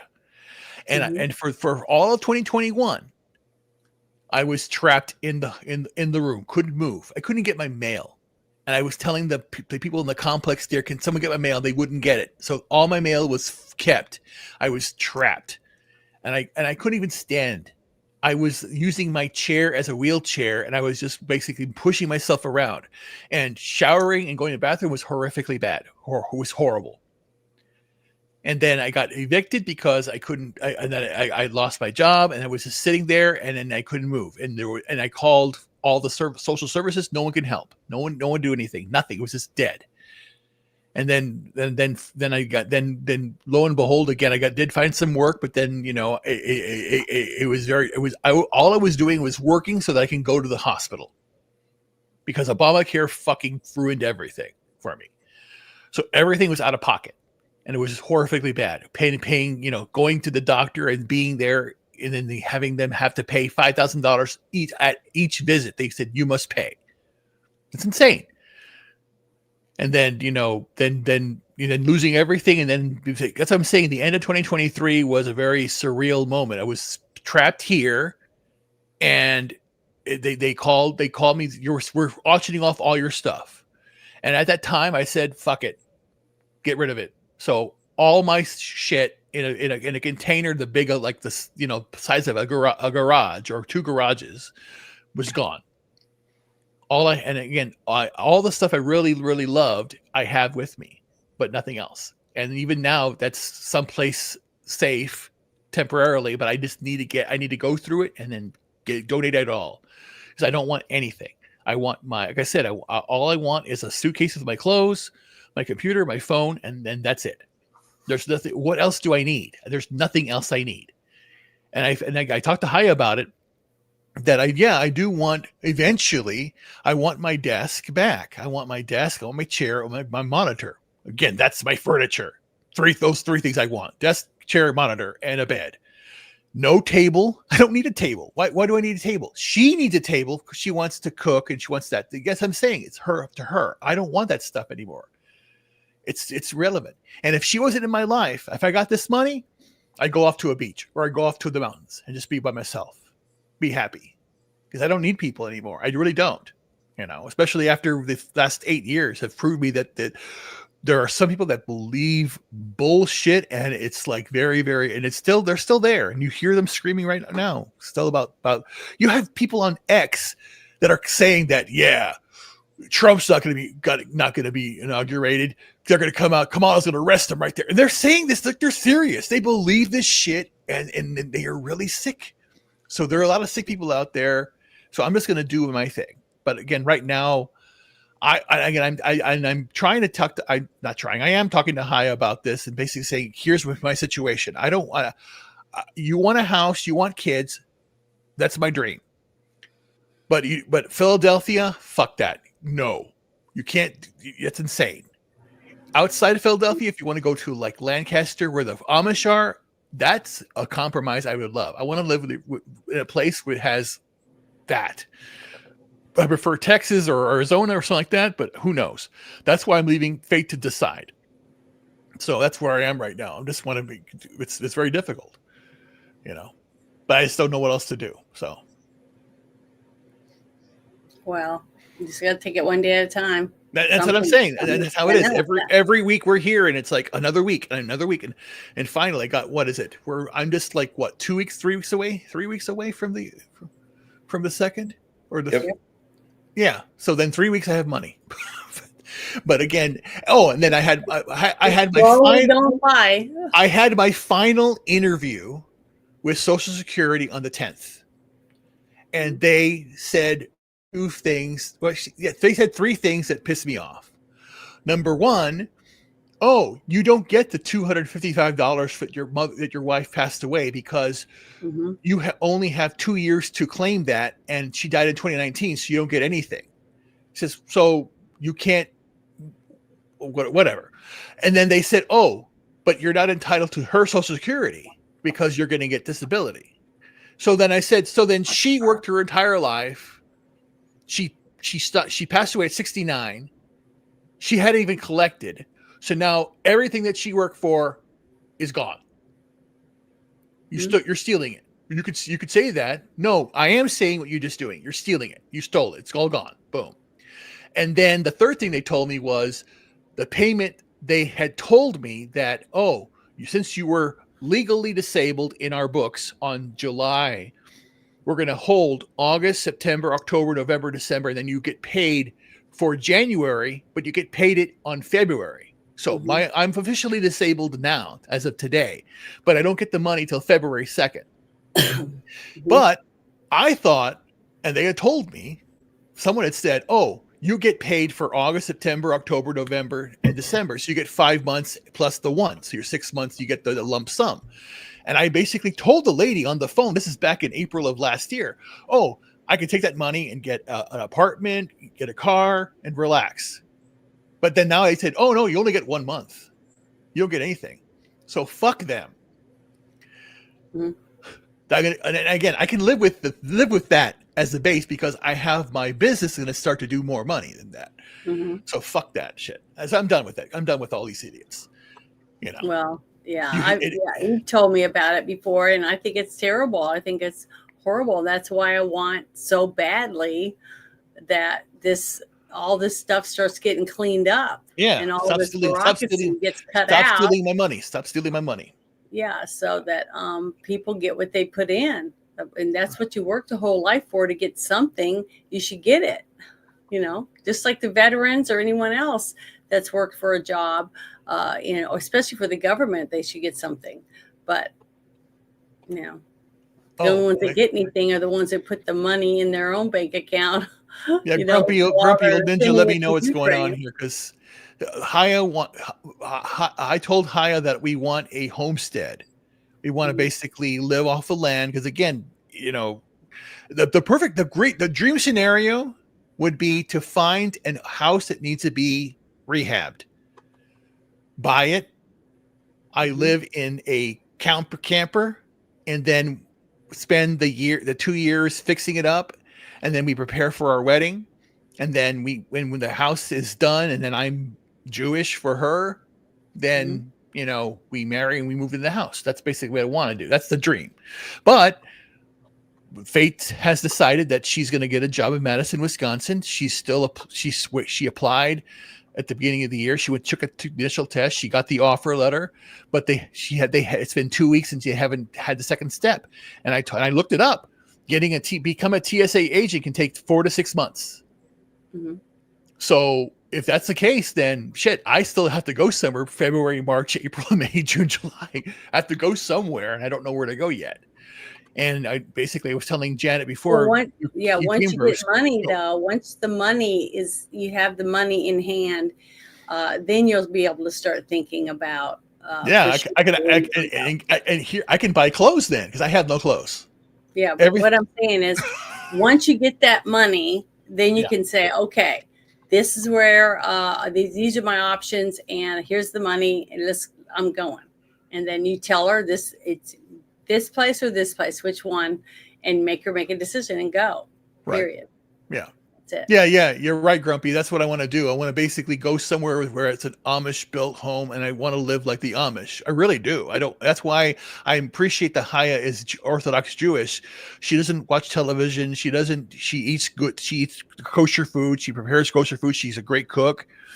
She wants to be a trad wife, and fine, to become a trad wife. She wants to do everything. And again, she talks about it. She talks. Not that she doesn't. I'm not saying that she wants to just work from home. Oh, sorry. She does want to work from home. She does want to work, but the things she wants to do, she wants to cook. She wants to clean. She wants to do stuff in the garden. She wants to help me. She wants to, do stuff. So she wants to be a partner and support us, And that's what's so good. It'll happen. Yep. It'll happen. You just have to wait 3 more weeks, and then the lights will start going off. Yep. But I'm gonna say thank you to everyone again. And before I do my outro, but hey, Bear just showed up.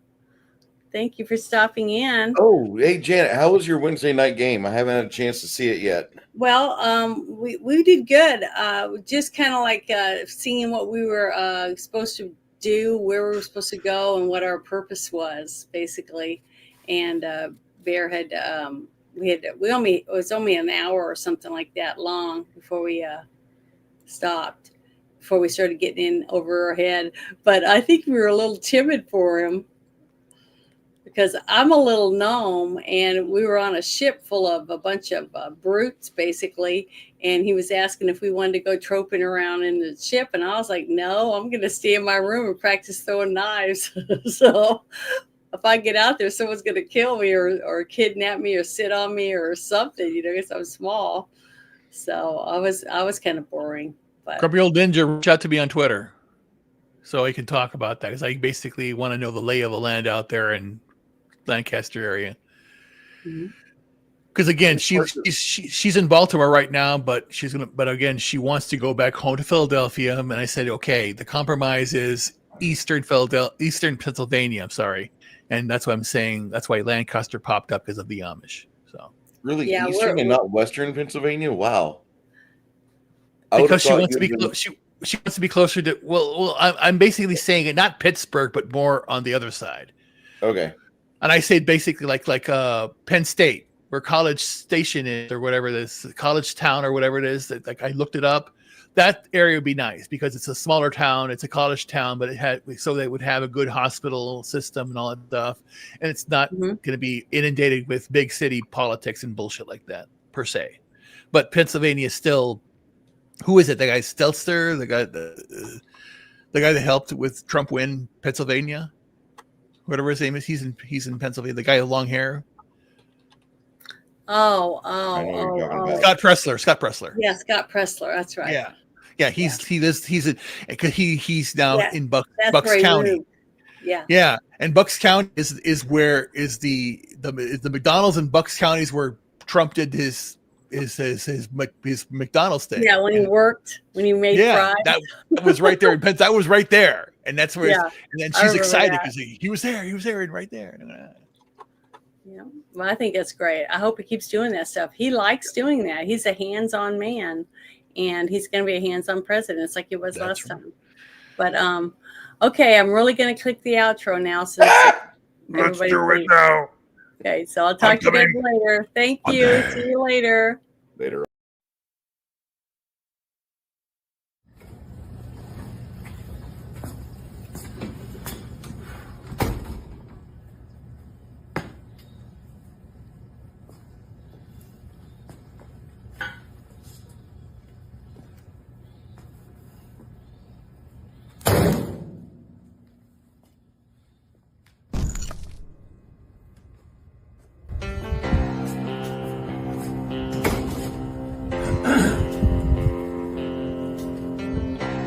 First off, let me convey to my family, friends, and supporters that now is not the time to gloat. We must remember that most of our left-leaning friends are good people who want the same things in life as we do, but simply think differently on how to get there. It is now time to be the bigger man, to extend an olive branch and unite all reasonable people of this great nation. God has blessed America, and together with President Trump, we will make America great again.